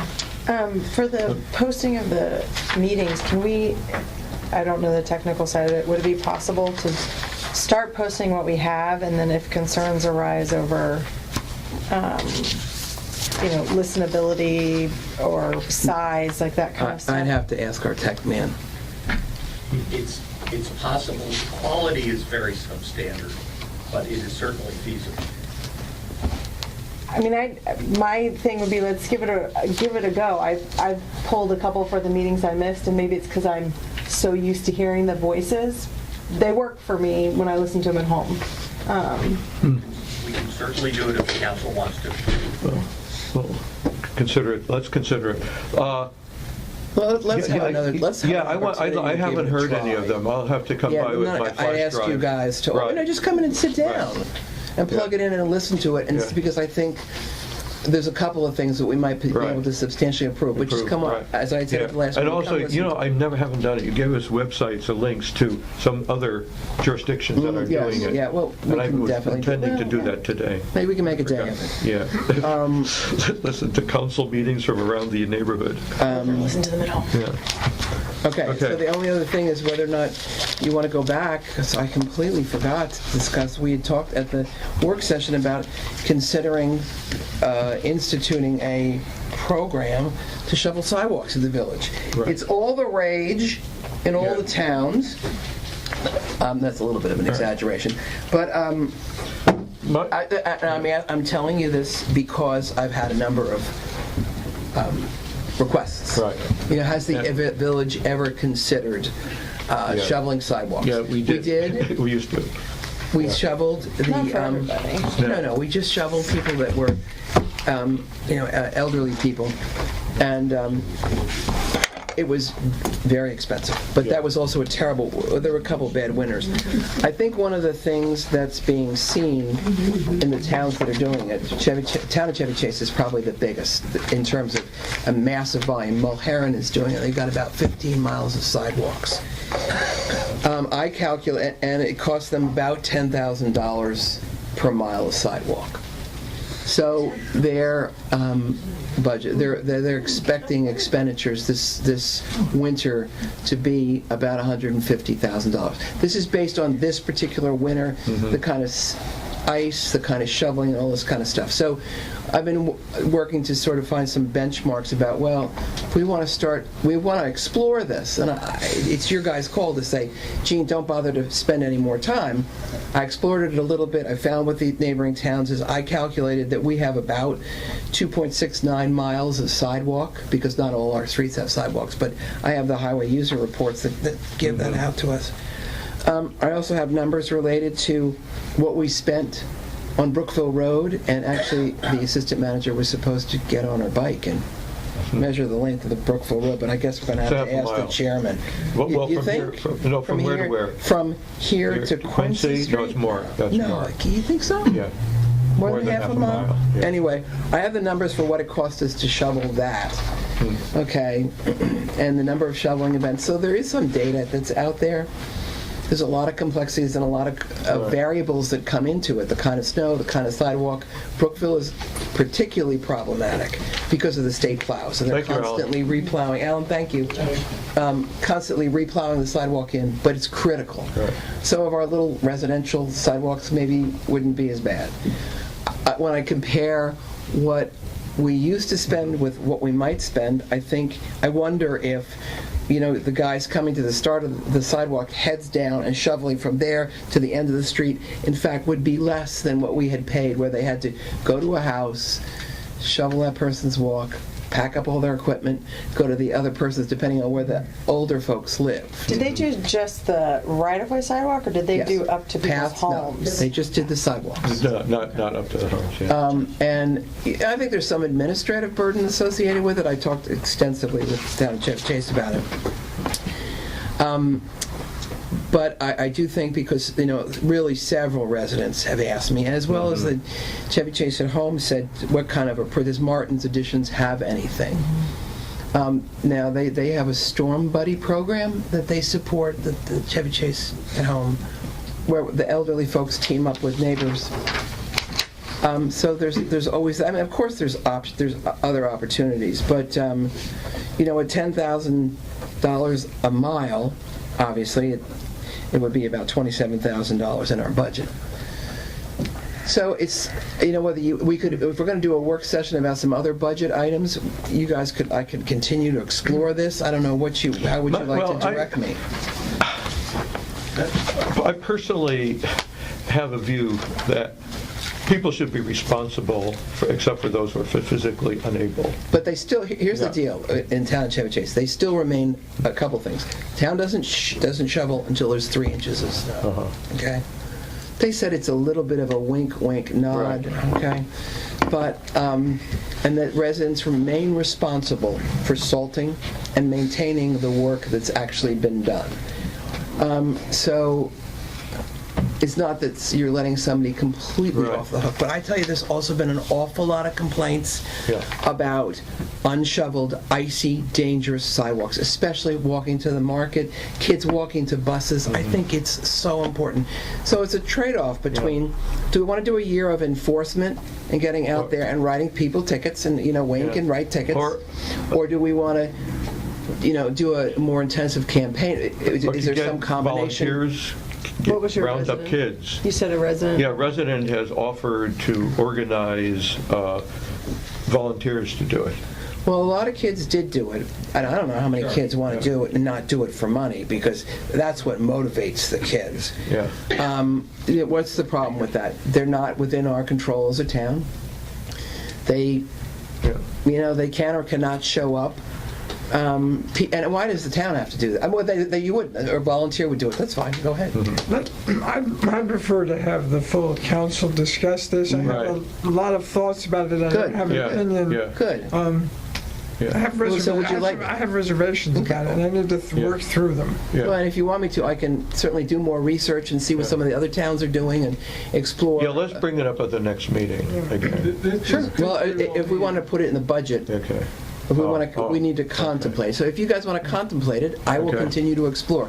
If you don't want any contemplation, if you say, no, I'm done. Let's contemplate. Okay, so you want more information. This one could be a pretty good experiment for the dual bid policy. Because I could probably pay me $5,000 and I'll deliver it. Okay. I'll pay somebody $3,000. Okay, I think it's time to open up for residents again. In the back. I got about 150 feet of frontage on Brookville. And I will tell you that we've got all kinds of problems there. I would personally recommend one of those snow blower things that eats up the snow and stuff. Because when these plows are coming through, you're getting big chips of ice. I mean, I'm perfectly capable to dig my area out. But when it is ice and I'm chipping with a snow shovel, are you kidding me? Oh, it's for terrible. 150 feet? Right. I mean, I'd like to get to work next week. Yeah. So, it is ridiculous. It's beyond what you can do as an able-bodied person to handle that. We need to get some machinery that deals with it. And I noticed in Chevy Chase Section 3 that they got guys that do, you know what they're doing? They're just blowing it right back into the street, which is actually fine because it gets so diversified by the car tires. So that's about a $300 piece of equipment that you can take and just go and just crush all that stuff in the street. Now, I mean, if I got to go buy that myself and you're going to tell me that you're going to ticket me for doing all that, fine. I already scrape off the street for 3 of my neighbors because they're elderly and I just help them out with that. But, I would say that create a tremendous amount of ill will if I got a ticket when I've got to dig through what comes up from those plows. Well, Brookville, we take care. We do shovel. No, the problem is we shovel it and then the plows come through again and does it. They go through again. It gets taken care of. I think you guys do a great job. I'm just saying, if we're contemplating solutions, can we throw some equipment into that solution and get some guys with those, what do you call them, the little snowblower things that, Yeah, but as you say, when there's ice. Like Ed Ross up an industrial one. But yeah, but with ice, you need more than the blower. You need use a contractor to do it. You let the contractor decide. They did use bobcats. I live along Brookville Road also, and they did come with bobcats several years ago when we had, Snowmageddon or whatever. They were out there in the middle of the night with it, and I personally think they did a great job this year. They seem to be very prompt. Other comments? And just one other thing on the plows, we have fragile, azalea bushes. Those plows in recent years are blowing up the salt, which kills the azalea bushes and all that stuff, which I'm sure we can't control, so we'll just re-landscape. But, the point is that there's a lot of collateral damage going on there. Yeah. So there's more than just this idea of, hey, get out there and, scrape your Brookville frontage. Well, Brookville we do on a regular basis. I'm just saying when you rely on enforcement of the neighbors there, that is a sizable task. Right. That's not. Yeah. The problem, of course, is Brookville Road is a state highway, and I know you've seen those trucks. I've never seen such big trucks in my life as the trucks that plow Brookville Road. And we get our own. He sits out here with his engine running and just has the ball up and down the street. But that's especially why we always, that I can remember, have shoveled Brookville Road, the sidewalk, because the state's constantly redumping the ice and sand on it. So. Okay. Wait a minute, Steve. I thought I saw some hands in the back. No? Okay, Steve. I noticed that one item on the agenda appeared, unless I fell asleep, to be missed, and that is the block party policy. Oh, that was my mistake. Yeah, that was, we skipped by it. We've already done that. Been there, done that. Okay. We did it last month, and I put it on there erroneously this month. My apologies for the confusion. Okay. Right. Yeah. Matt. I had two questions about contracting that are basically for Mr. Bolt, and one of the items I think Gene touched on. You mentioned that the sole source contract, I think you said that that's required by vote of the council. Is that right? Did I hear you right? Yes, I believe so. Let me pull out the charter. I believe it says. Let's see.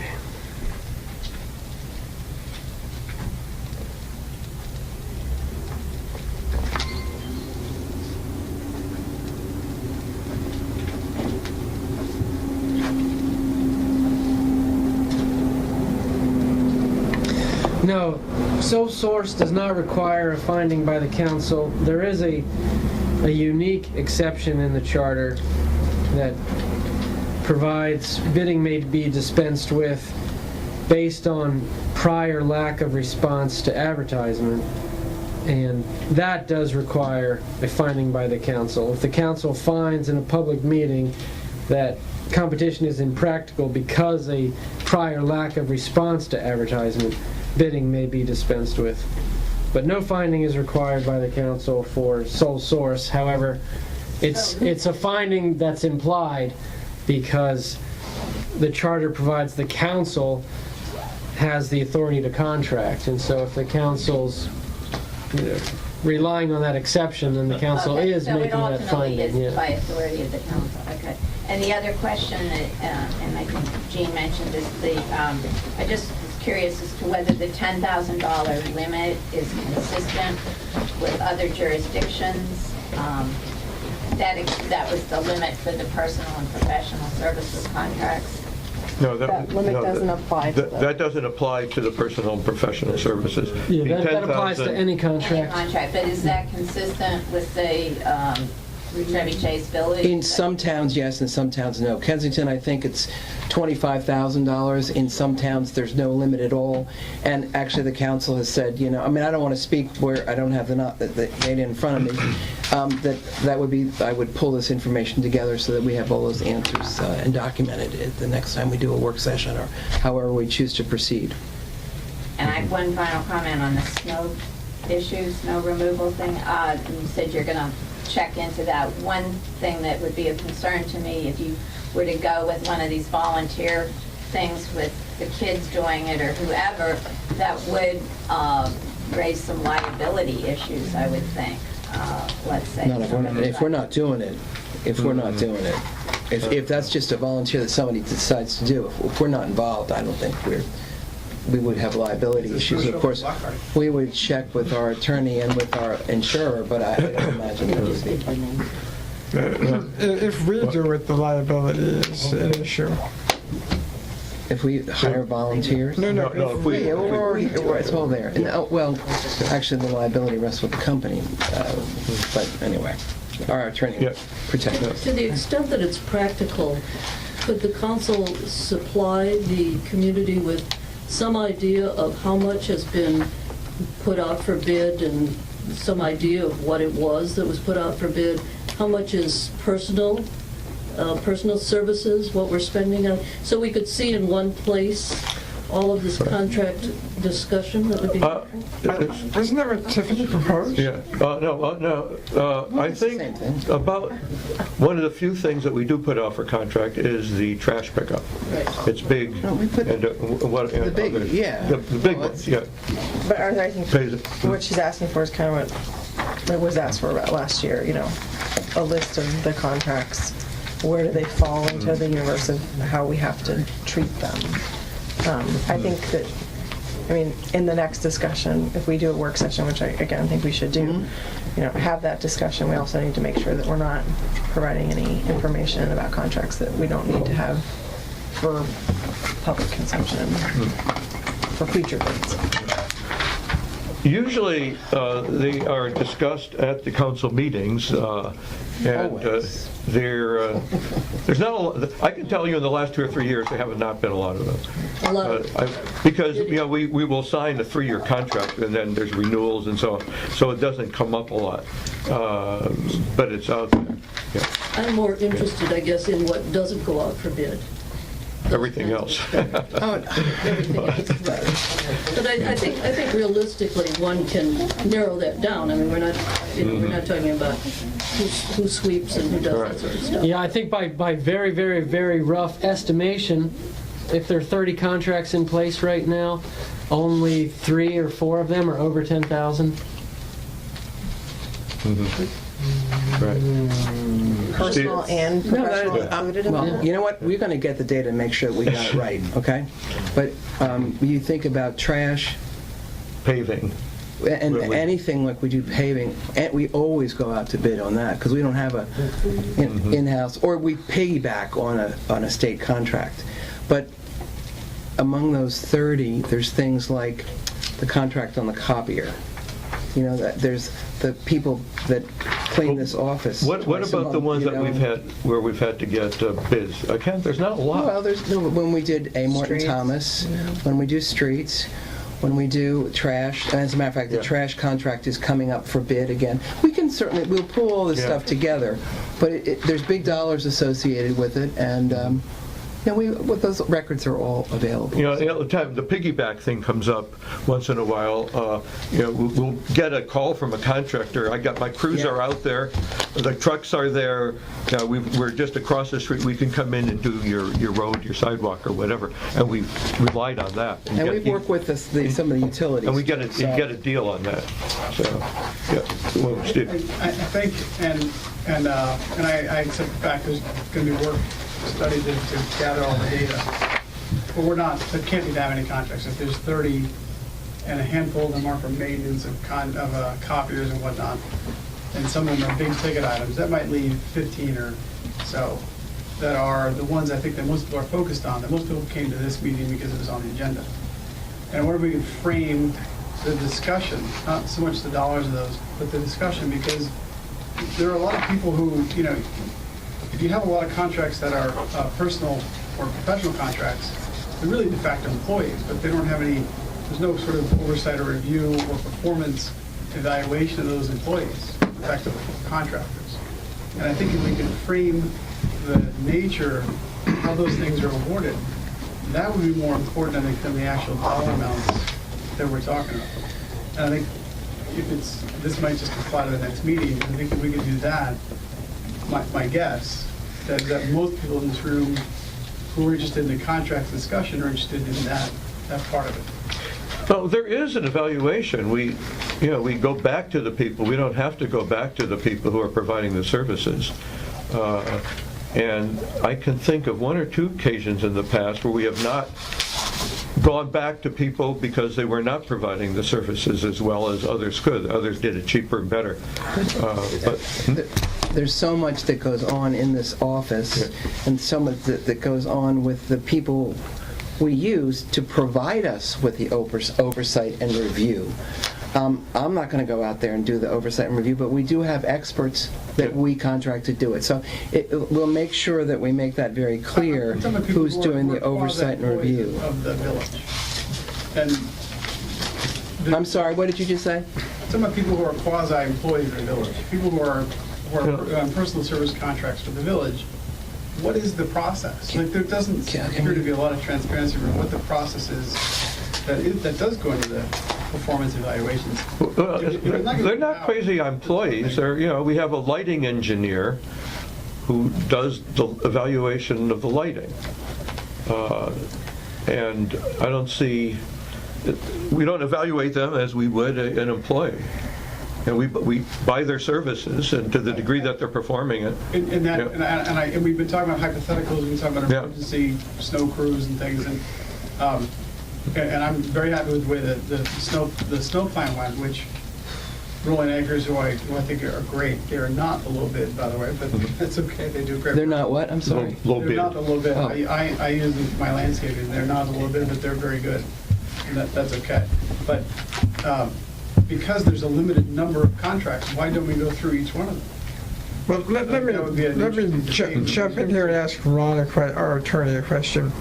There's no privacy interest for a contractor that I'm aware of if they contract with a municipality and someone files an information request for how much that contract was for, or the expenditure. I mean... Yeah, the contracts are public records. Yeah. Yeah. Yeah, so that's public record, and this is something we discussed at the last public meeting, is this is an issue that I've heard over and over again, and we need to sort of get to it, and I'm not concerned about it. I'm confident the expenditures are reasonable, but it's an issue that people wonder about. But this is why we kicked this off tonight, and this is why we're at step one, and in fact, ready to move forward. the question you're asking... I'm struck by the fact we didn't do this research ahead of time. Well, I'm struck by the fact we don't know the data, we don't have the data. Well, it's not data, it's the ongoing operation. So I'll tell you, about a year ago, the council members were asking exactly your question. We sat down and went through them one by one. Who does what do they get paid, and so on, just as an educational issue. So, you know, many people were in the same boat. But it's not, you know, we actually did come up with a list at that time. It was kind of not random, informal. We did it wasn't a list of who does what. Right. We didn't get into it was an informal list of contracts and that stuff. But there's lots of information available, and we'll just continue to dig. Yeah, so this subject is now on the agenda. This is why I put it here today, to kick it off and to start and get discussion and comments going. Thank you. Can I just suggest that since this seems to come up every so often, every year at least, maybe to start a more repeatable process on this, right? So it's accessible to village residents. If they wonder, they can go somewhere and actually get that information regularly. And if the contracts change, the changes will be posted. That's an interesting comment. Thank you. Okay. Okay. Good. Anything else? Anything else you want to bring up? Yeah. How about you? Ron's fading. I think not. No. Do you want to bring up anything? Yes, there is one additional item to bring up. It has to do with the Elections Committee. Excuse me, Ted. There was an action taken by the Elections Committee today that, how should I put it, I thought was not well done. And let me go through and describe what it was. And I would actually like to ask our attorney his advice, and our other attorney sitting here. It had to do with scheduling an executive session for tonight to discuss the manager's contract. And as you can see, there are only 3 people here tonight. And so we're going to have an abbreviated session tonight and another one in a week or so.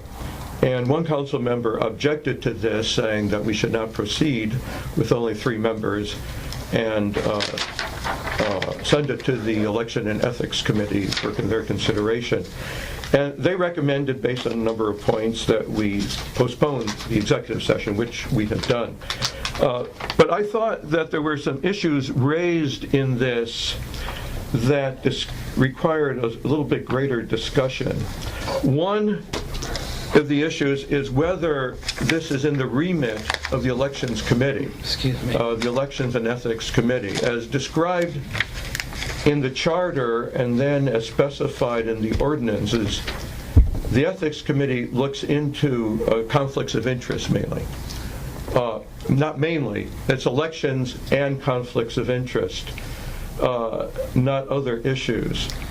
And then there were other issues raised that I thought just required a bit of discussion. One was whether, let me just look at my notes here. One was whether a perceived attitude or thoughts of a council member should be considered as requiring them to recuse themselves from considering an issue.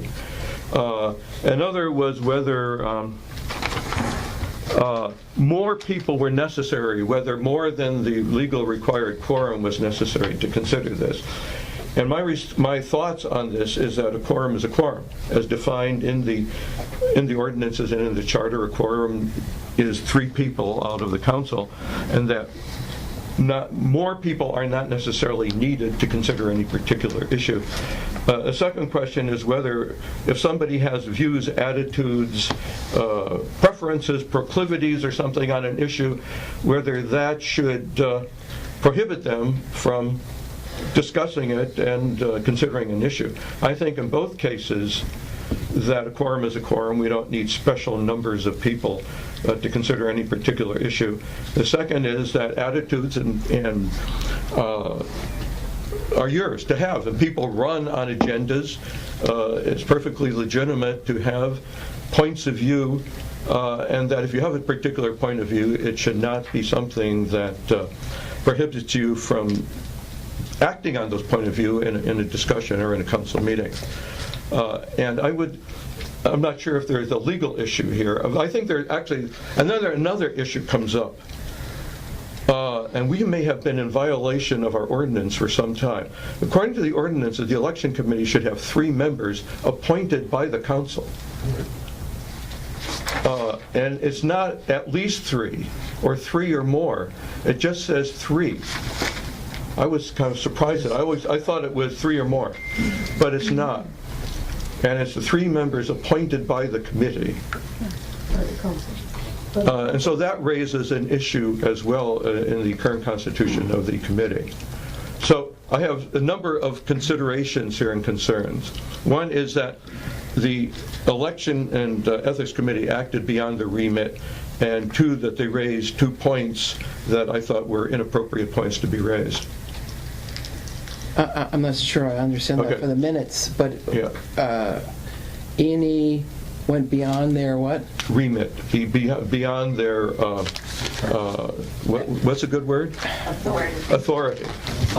Jurisdiction. Jurisdiction. Okay, and then what were the comments?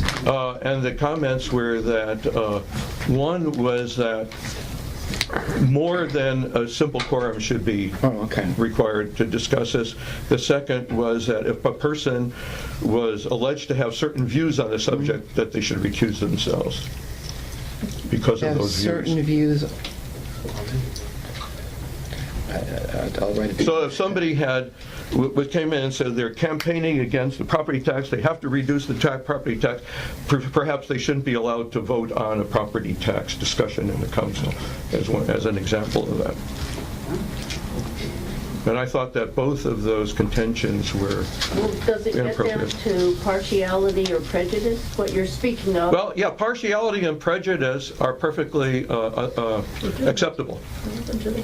Well, no, you took an oath that you swore that you wouldn't conduct business with prejudice or partiality. I'm not sure what the oath was that we took. We thought we were upholding the laws. Those were not part of the... We were uphold the laws of the state of Maryland, the United States, and the county. Well, but why wouldn't the standards that apply for recusal of any elected official in the county or in the state apply? I don't know what those are.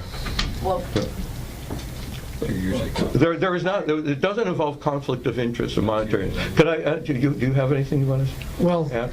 Yeah, these are some complicated issues, and I saw some research. I saw the email traffic today, but I haven't had an opportunity to commit a lot of time to it. Well, I think it does depend on what issue it is you're addressing, because some could be more relevant than others. So that may be just out of I don't know whether not respect isn't the word I want, but because it might be a better way to deal with it, to have a full... Yeah, this is a matter of practicality, fairness, and so on. I agree. But yeah. A member of the committee. Yes, sir. Mr. Chairman, I think it might be helpful if we actually looked at the language that the Elections and Ethics Committee availed itself of in addressing the referral to it by one of your colleagues who could not be here today. committee is unable to find any language in the VMA charter that specifically defines any standards of legal and ethical behavior for council members. The committee is unable to find any mention in the charter of standards of ethical behavior by council members or residents that could provide guidance for its handling of Mr. Lebovich's referral and complaint. And before we go any further, may I suggest that because this originates out of a proposed executive session on a personnel matter, that this discussion may be more appropriate for an executive session, and to the extent that it may or may not involve personnel. Okay. I don't think this discussion involves personnel. Well, I'm afraid the rest of the email, though, does. Yeah, the ethics committee may not have had the opportunity for your guidance on the executive session and what they can and cannot say. Yeah, that's right, yes. Wait, say that again? The ethics committee is present. It may be appropriate for the council and the ethics commission to meet in closed session. Okay, good idea, okay. That's a good idea. Right. Okay. I will accept your advice. But having said that, Right. I will say publicly that I firmly support Art. I believe what he did was completely correct, and I'm hoping the ethics committee will rescind this email because it was inappropriate and based on failure to interview Art before sending the email, which I don't understand why you would do that. That just, this man has guided the council as chair with 4 rookies and done an extraordinary job. And the email you sent, I found extremely offensive. I guess I have to stop there. Okay. We'll take it over. We will do an executive session. I found it less offensive. So, Keep it good about stuff like this. Mr. Chairman, you have, and I think that the minutes will reflect, framed the question, the issue in a quite different way than the Elections and Ethics Committee handled it. And I do not wish to have this meeting adjourned without it being made absolutely clear what it is we did say and what it is we either directed you to do or suggested you to think about you do. And I would like to say very, very strongly that we didn't direct you to do a damn thing. Neither did we claim to have that power, but we did feel that we had the right, the opportunity, and the obligation to respond to a referral that was made to it by a duly elected council member like the rest of you around this table now.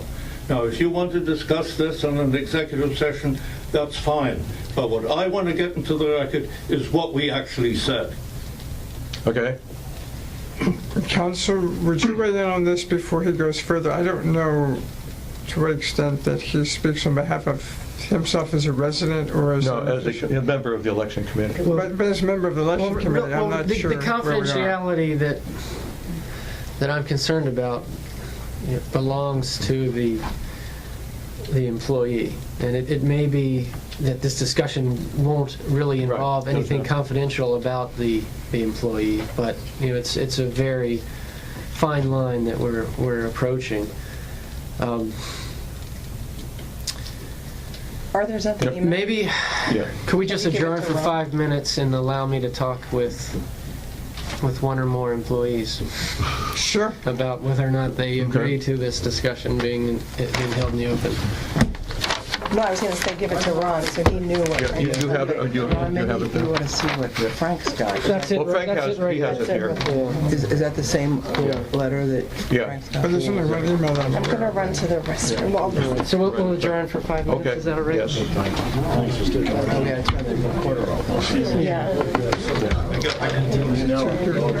yeah.